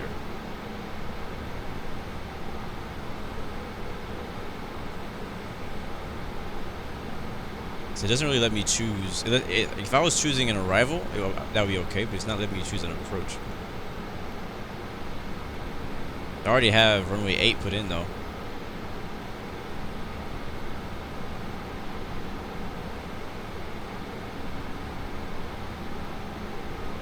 Oh, let me see. There's an X runway 08. Maybe that's what that is. 109.9 CRS 085. Let's try that. Approach Vias.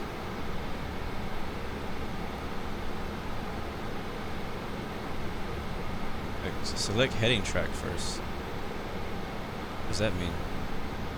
I'm getting into an area that I'm not familiar with.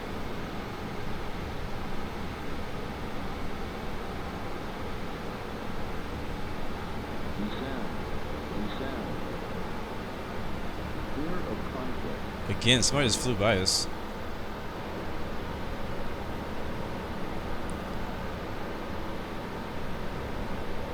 I'm thinking the easiest way to do this would be to just fly to SSR and then put these waypoints on our flight plan instead of like trying to let the plane do it. So I'm gonna try to do that.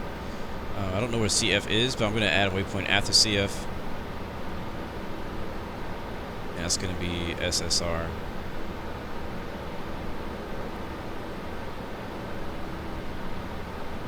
And after SSR, we'll go to Dep. Uh-oh.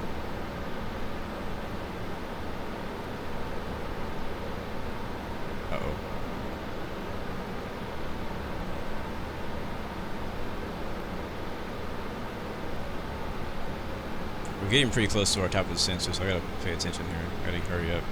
After Dep, we'll go to lens, and we'll kind of manually probably descend ourselves.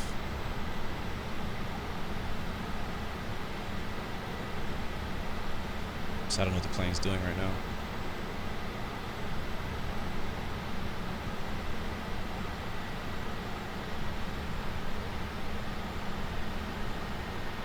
After lens, we will continue to Barlow.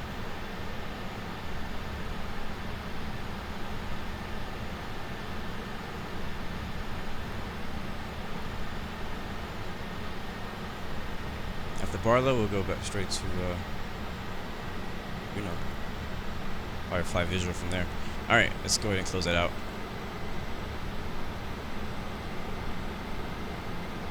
Alright, top of descent's coming up. Let's go ahead and change our altitude to 6,300. Oh, that's vertical speed. Just leave that as it was.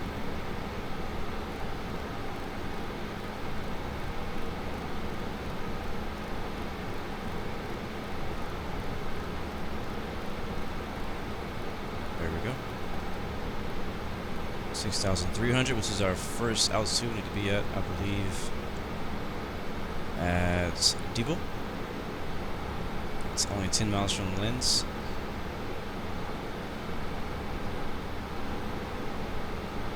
And top of descent's coming up quick.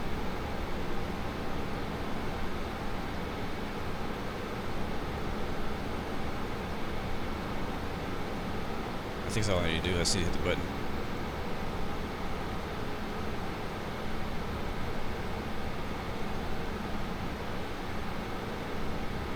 Yeah. So that should be activated. And once we get to that top of the descent marker, it should go ahead and descend on its own. We'll see if it actually does it. If it doesn't do it, that means I did something wrong. Because I've done it before.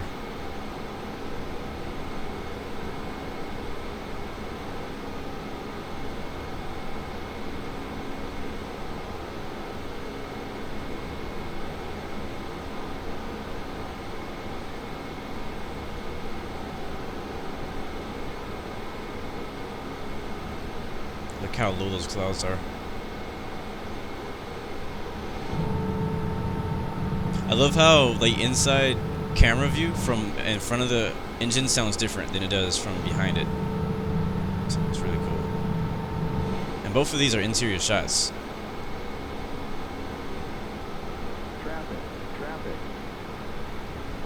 Traffic.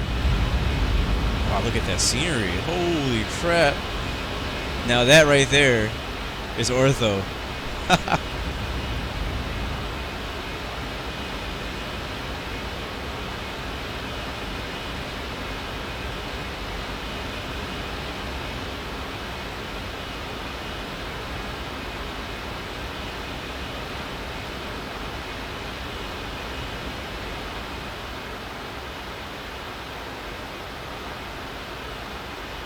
And then that's default. That's the difference right there. So you see this right here is default X-plane, which looks pretty darn good. With that right there, that's what it really looks like. That is that's my scenery. That's my ortho. It's kind of weird why there's like one random one right there. I don't understand that.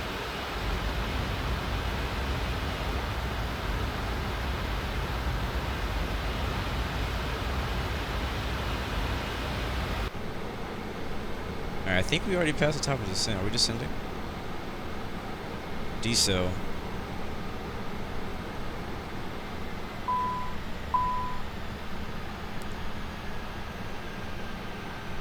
Yeah, it didn't like pick it up.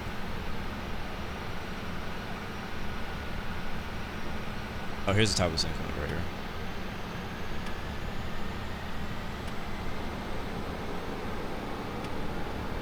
Crap, I messed it up now. On top of the descent keeps moving back now. Trying to get it on the right. Oh, you know why? Auto throttle's off. There we go. Here it is. Alright, so it's on Mach. Aircraft should decel on its own.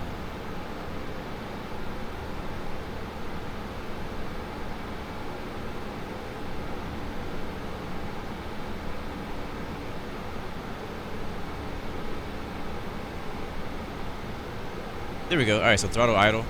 Cool, okay, so it did it. I don't know why it wasn't doing it before. It should have did it a little bit sooner. So now the auto throttle is going to throttle idle, and it's going to decel mode. So it's sending us down to 6,300 feet. It may tell us that we need,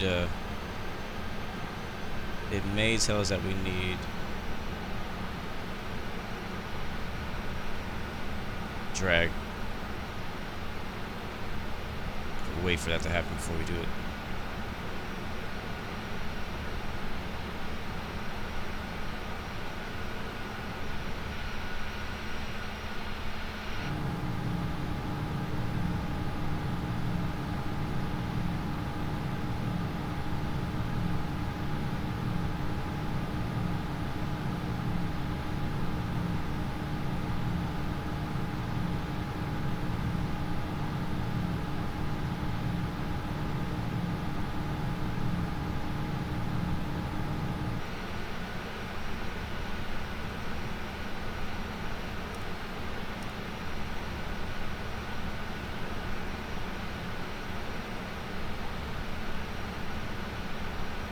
knee drag.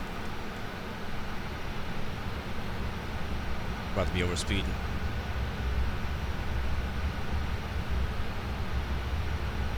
So close. Look how close we are to the red line.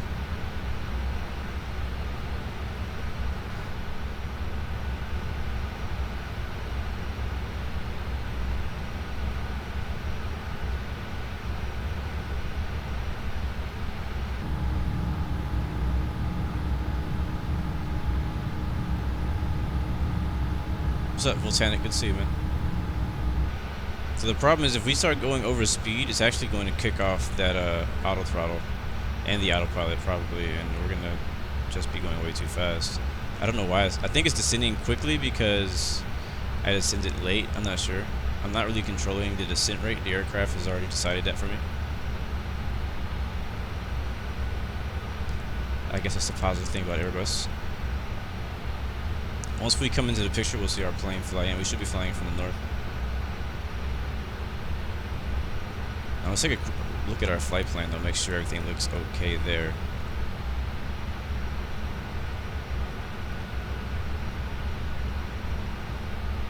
So you see, actually, we probably should not fly to CF, because CF has us going to... Oh, we still could, I guess. CF has us going to the east side of the airport. The landing strip is over here. We're landing from this side. It's going to have us going kind of like around the airport, which I don't mind doing. It's kind of like a scenic approach. We just got to watch out for the mountains if we do so. Yeah, so we're not very far from it either. So I'm going to go ahead and do that because I think we're also too high. I don't think we're going to make it in time.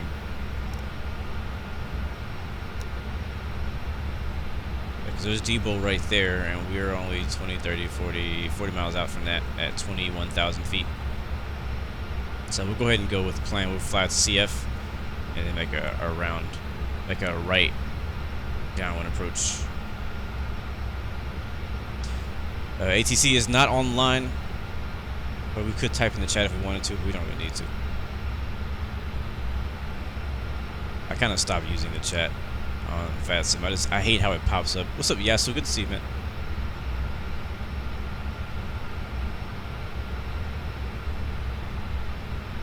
Alright, we can release the spoilers now. Now we've got the speed under control. Wait, how do I put them up? Oh, there you go. We're not coming up. Why are my spoilers stuck out? There they go.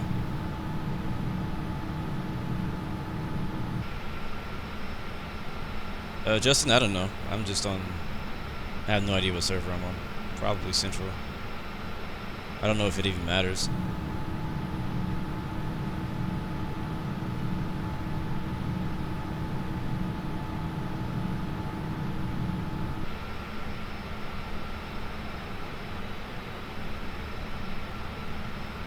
So one thing we need to watch out for is mountains. You can see down right ahead of us is like very cloudy around Juneau. Juneau is going to be in that direction, and looks like we have Juneau is going to probably be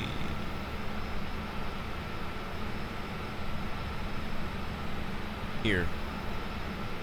Yeah, there it is right there. So 8,300. North of the airport, so we need to go. That's the highest we want to go. So I'm gonna just only go down to probably 10,000.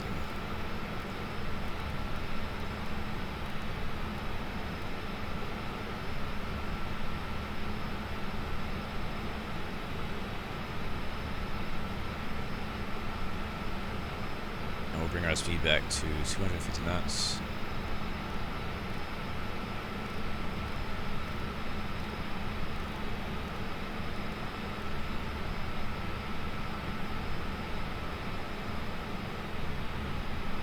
So this is very helpful. You can see if we go too much to the north, to the east, I guess on even higher mountains, that'll be an issue. But we're just gonna be going like this.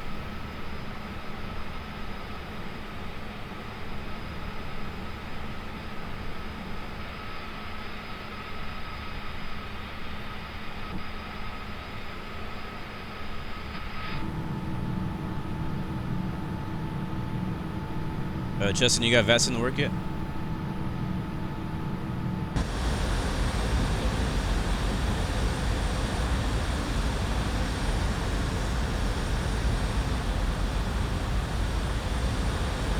So is Anthony still behind me, or he said he passed me earlier? Oh, there he is. You gonna make some separation, buddy? You know how it goes. Separation, please. You guys landing on top of me.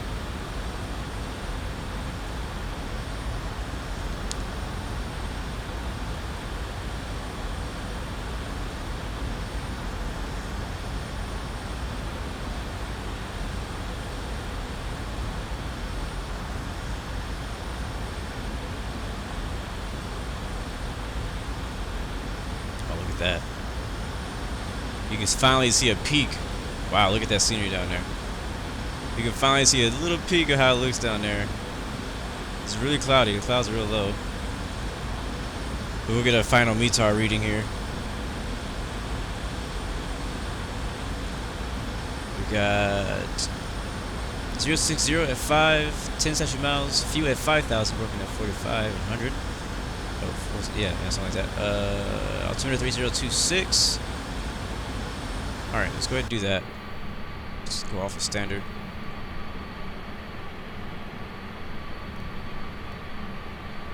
Come on, there you go. 3026.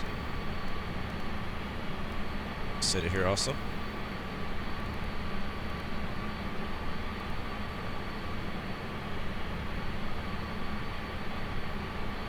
Airport is on our left wing. Or is it our right wing?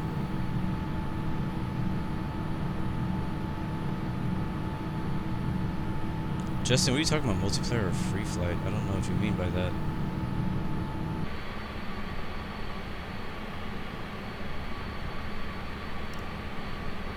As we're making a right turn at CF.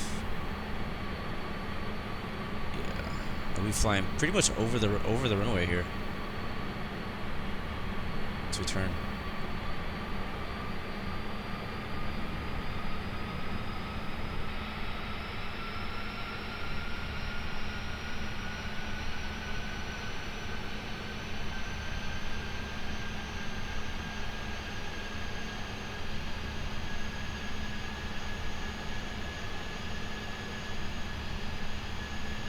I hate when the clouds like go mad 2D on me. Man, look at this scenery, bro. This is why I love X-Plane right here.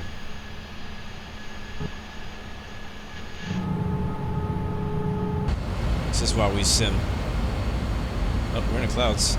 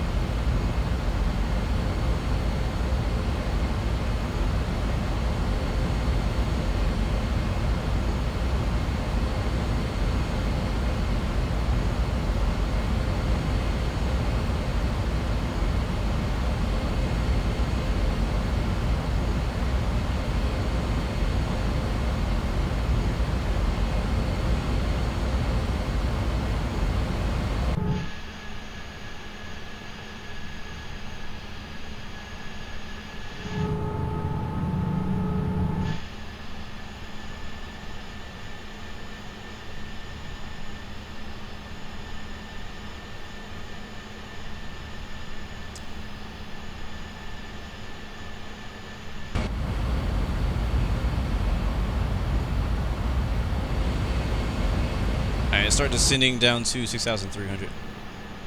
Oh, we've cleared those mountains. In fact, we're gonna go down 6,000. Speed down 210 knots.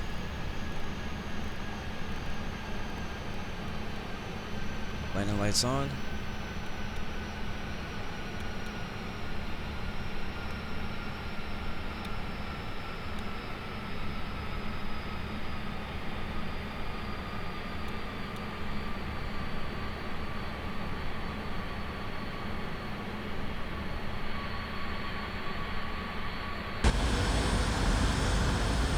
Man, can't see anything.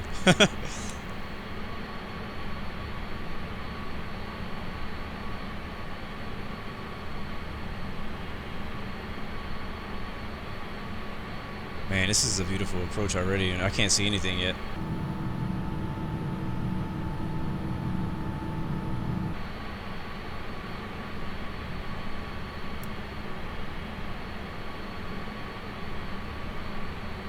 Alright, so we would not be flying the ILS approach into Juneau because there is no ILS approach into Juneau.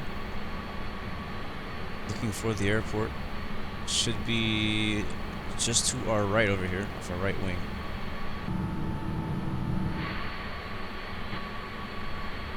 Looking for the right view here. Let's go outside.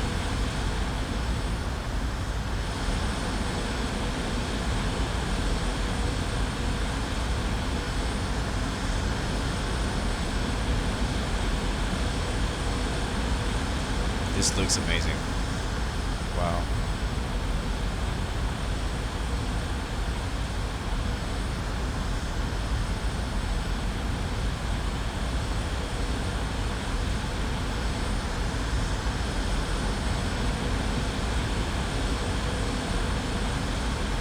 Kind of like lost to where we are right now.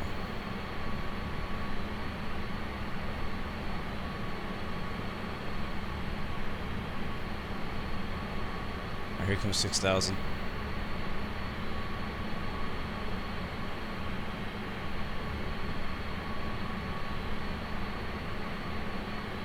No, there's no ILS approach. There's only the RNAV and the LDAX approach.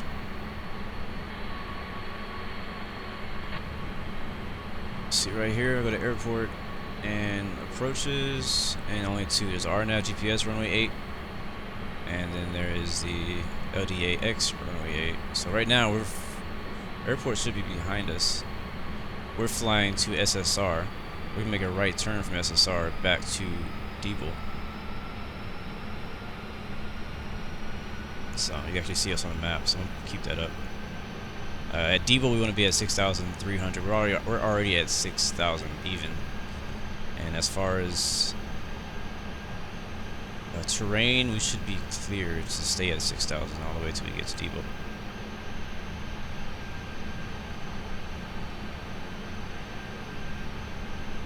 I'm telling you, I don't know if I could be a pilot, guys. I don't know. I don't think I could be a pilot because I would be like this the whole time, just staring out the window. Like I would never be looking at my I would never be looking at my controls. I would be looking at everything but the important stuff.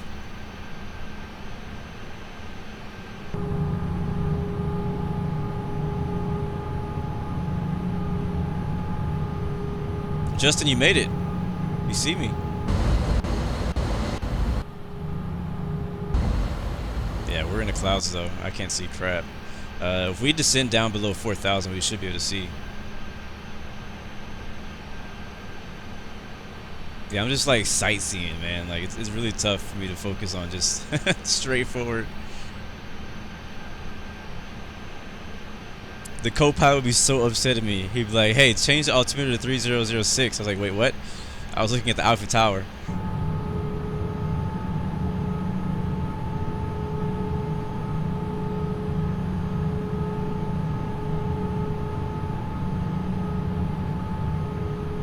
United, my dog is that. You know, I just heard about that yesterday. I was like, I'm pretty sure you guys will be talking about that in the stream. I can't commit to a camera view, guys. Everything looks so good.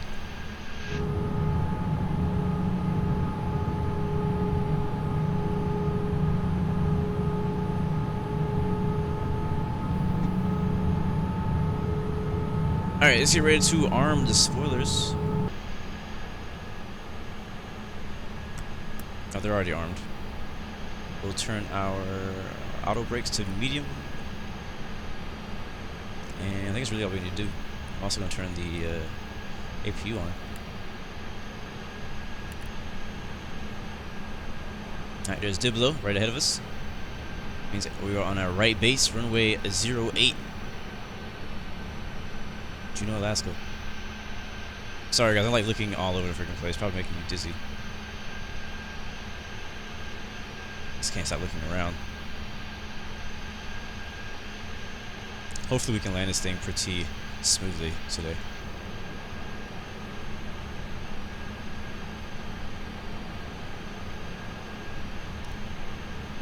Alright, restore our speed down. About to be on the final. Wow, we're going fast. I didn't realize we were going so fast. We're going to go down to 180 knots. I'm actually going to use the spoilers to help us get there. So 6,000, we have 10 miles from between Debo and Linus, where we need to be at 5,600. Let's go ahead and plug that in.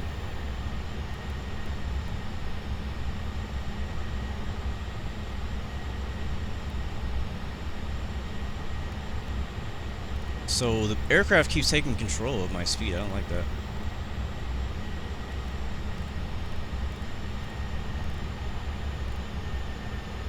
I need to be going slower than the aircraft wants to go right now.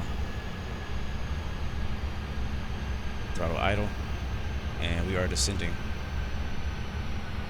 Oh wow, look how we're coming out of the clouds right now. We'll be watching the replay too. Uh-oh, master caution, what's going on? Oh, speed brakes are still out, that's what it is. We're going fast though. Why are we going so fast? Freaking slow down.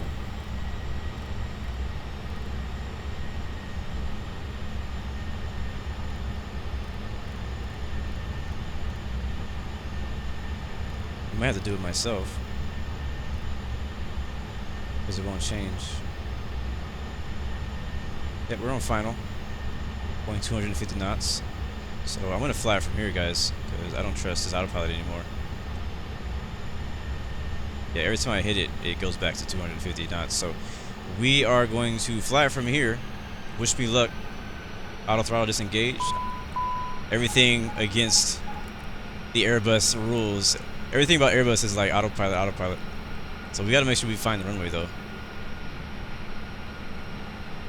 I don't know where it is. Yeah, I don't know where the runway is, guys. I'm gonna arm my spoilers though. Come on, other way. There it goes. Arm the spoilers. Lights are all good. Get our speed down.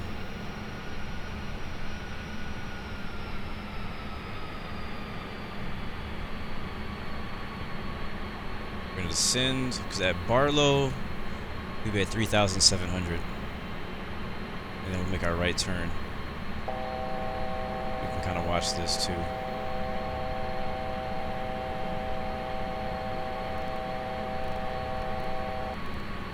A little too much.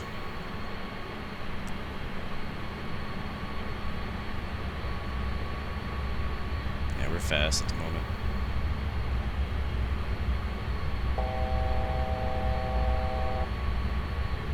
Alright, we've gotten through the heavy layer. I think I see the runway lights. Flying her by hand now. Pull the nose up and hope that we can... Oh, the airport's like really close though. The airport's really close. Oh, too fast for that flat position. We might have to go around.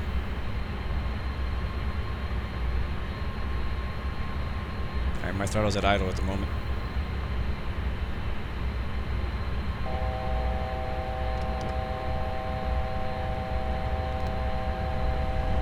Flaps 1.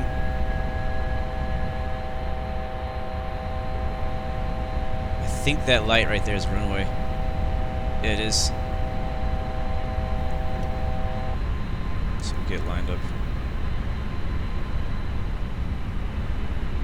And yes, we do have the spoilers out. I'm trying to lose as much speed as possible.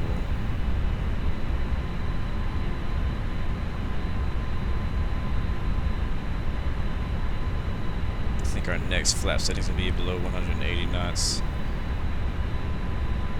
Oh, I have full spoilers right now. My spoilers are all the way out.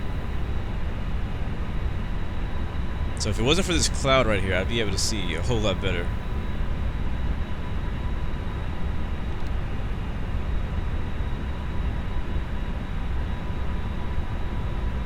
Is that the runway?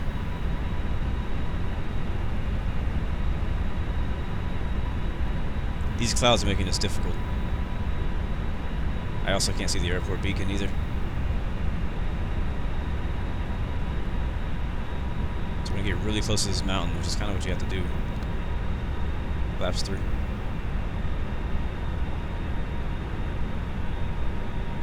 We might have to go around because I still can't see the airport. Is that it over there? I see some lights flashing. Oh, I see it. Oh my god, white out. Flaps.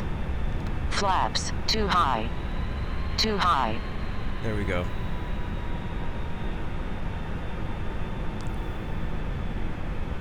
Terrain. Terrain. It's not what you want to hear when you're flying through clouds. Terrain, terrain. Approaching. 08. I love that. Right Too there. high. Too high. 400. Unstable. Unstable. Well, thank you. Think rate. Tell me what I already know. Think rate. Think rate. 200.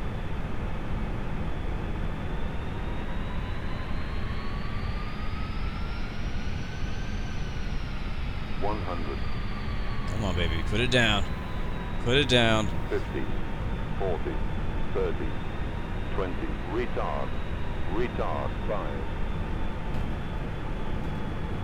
Alright, we're down. First is green.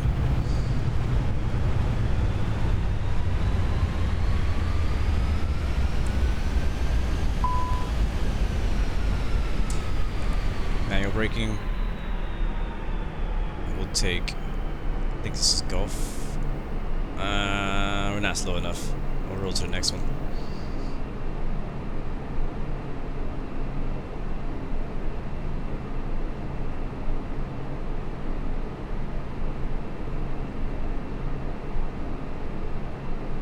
Alright, I'm about to find out what exactly that was. Some of you guys are saying that was negative 344. But I have the official one on my computer. We'll find out what the actual final vertical speed was on that landing.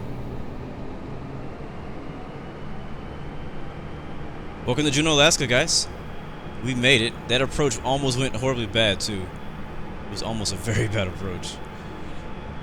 Actually, it actually was a bad approach, but I think we were able to salvage it. That beautiful place. I love it here.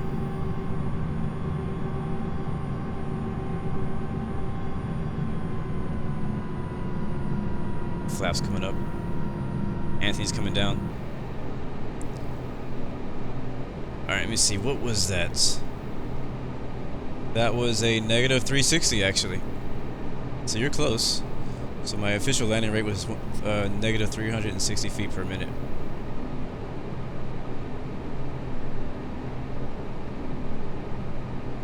So we'll turn the flight directors off. Landing lights off.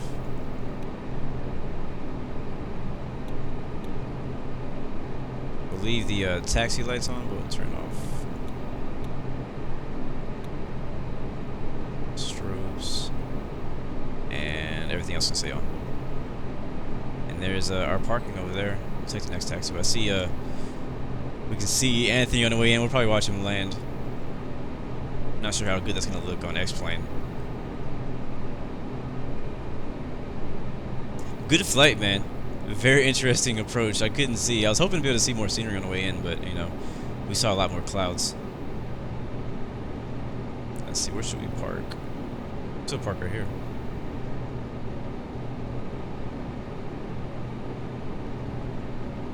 Oh, there's a little marshaller guy down there.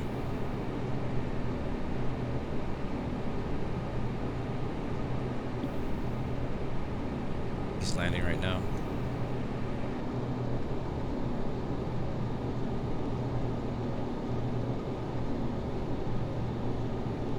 There's Anthony coming down in his Airbus.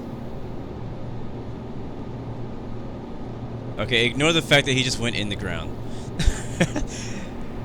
I don't know if he actually made it, but I'm pretty sure that's an X-Plane bug right there. It's not an X-Plane bug, but it's a thing with like the multiplayer where like if you're playing on different platforms, sometimes the ground is not the same. Stop, stop, stop, stop, stop, stop, stop. Alright, we made it. Woo! That was fun. Alright, before I shut the engines off, we're gonna watch replay. Let's see how we did there. That was a lot of fun. That was a fun approach. Let's see, I'm gonna Command R, and I'm probably going to get off. Technically, you're supposed to get off a squawk box whenever you do your replays. You'd actually see me flying backwards. Let's go back a little bit. It's too far. I don't know if we're gonna be able to hear the engines.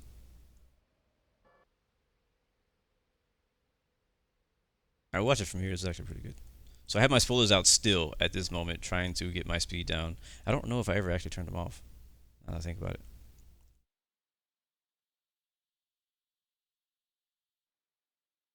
See what kind of view we can look at this in. And we can do the belly view. Just do like outside or something. I don't know. Yeah, so you can't even. I can't even see from the outside view. You can't even see the plane.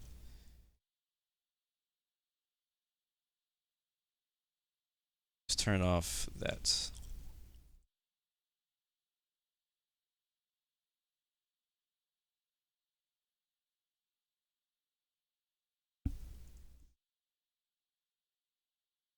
So yeah, there was like I could not see the runway until like right here. We were just to the right of it. Thankfully, we didn't have any kind of crossway or anything like that, so we were good there. So I mean, the lady was calling out bad approach, unstable, and I was like, oh my gosh.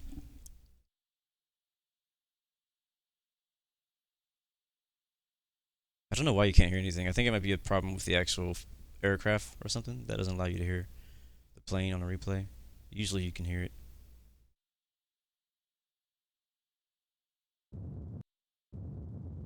Bounce a little bit. You know what? One thing though, if we rewind, so there's an issue with my scenery, so there might have been a reason that I bounced.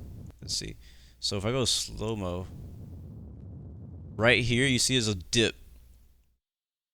See how the scenery kind of like it's not straight. If I see if I can, I don't know if I can get a better view of how uneven that is. I go to slow mo again. We come down the land, and right now it's straight. It's straight. It's straight. And right here you see where the scenery dips, and that is where we actually hopped it. That's why it looks like we hopped, because of that little dip. And there's actually another even worse dip before that. So like I tried to land after the dip because there's like a really bad dip thing that happens a whole lot earlier than that. So if you look at the runway here, right here, you can see it from here. You can see like how the runway kind of bounces up and down. I don't know if that's how it is in real life. I really doubt it is.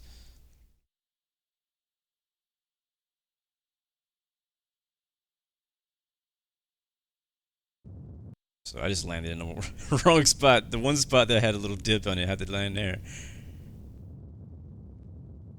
Alright, let's see what they look like from passenger view. Let's do left wing. Yeah, let's do left wing.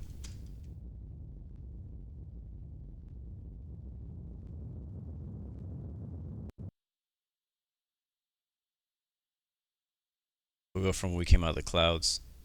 Beautiful approach though. Like, this is a really cool approach. I mean, usually on a normal day, you would come really close to this mountain, this hill with these trees on it. So being that close is normal. Kind of have to get that close to get a successful approach in Juneau. If you're too high, which I was actually too high, I should have been a lot closer to those trees.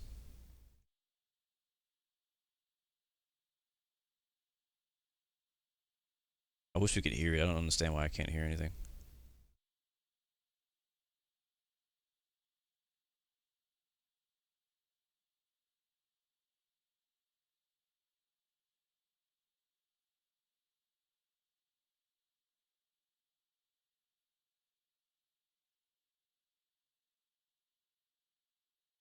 That wing view does look freaking dope as heck, right?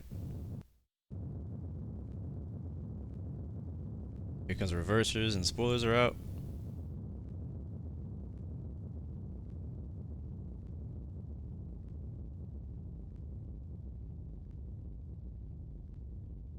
Alright, one more time for the other side. Oh, I didn't mean to do that. Alright, whoops. Too far back. Wind.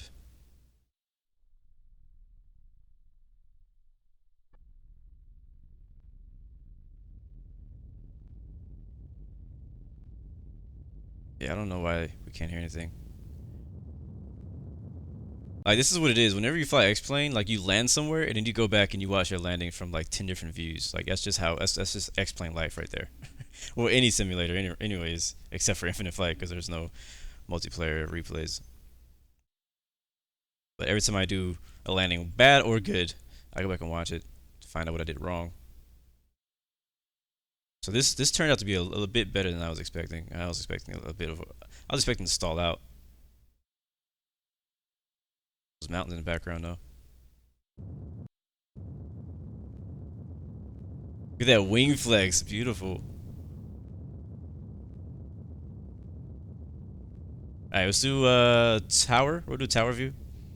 Or like a ground spotter view, something like that. I don't think tower view is gonna look good. Let's see what that looks like. Yeah, tower view's not gonna look good. It's too far away. Try it actually. Nah, we'll do like spotter view from like the fence or something. Scenery looks amazing here. I love this is why I always fly in and out of Juneau, because I have like this amazing scenery. We'll do like a shot from like across the lake with the trees and stuff.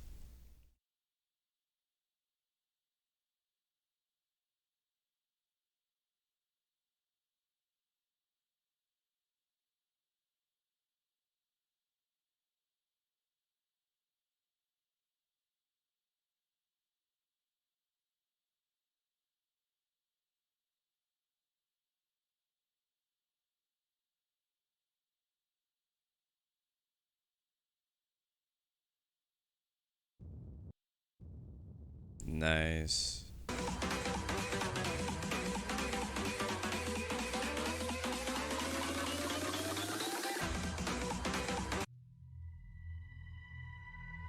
Alright.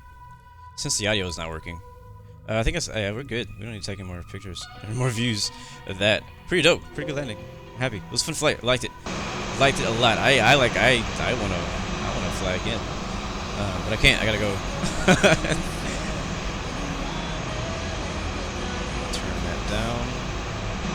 We'll call out the ground crew and shut the engines off.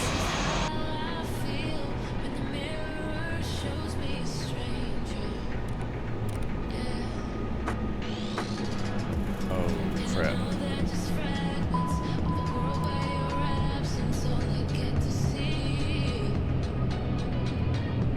Appreciate it, Cool Cooler. Good to see you, man. Thanks for joining in, bro. Dean, same to you. Walker Fruit, thank you for joining in. Also, Graham Reporter. Shut the engines off. Thank you guys so much for joining in today's flight from Anchorage, Alaska to Juneau, Alaska. Juneau being one of my favorite airports to fly in and out of. I do all of my test flights here. We're going to go ahead and call it the ground crew. Ground handling. Control panel, we'll call it the stairway. Actually, we don't want. It's one of those stairways we don't want. I don't remember which one it is. I think it's 1. I think actually it's 2. We don't want 2. Call it the catering trucks. No fuel. Fuel will be. Then we'll go to the cockpit and go to service. And we'll allow the passengers to all get off board. Chocks on.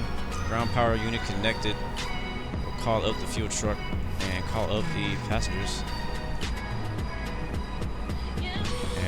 Release all the cargo also. So now if we look outside,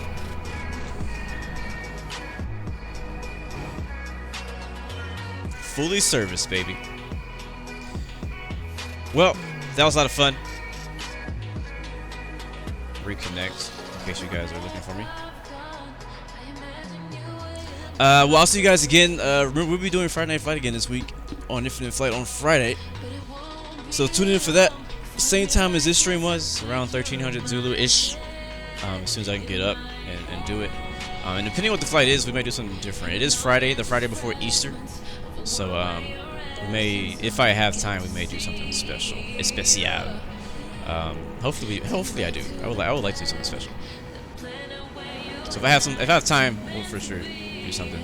But if not, we will for sure not do anything. But oh crap, everything's overlapping. It's because I need to. Okay.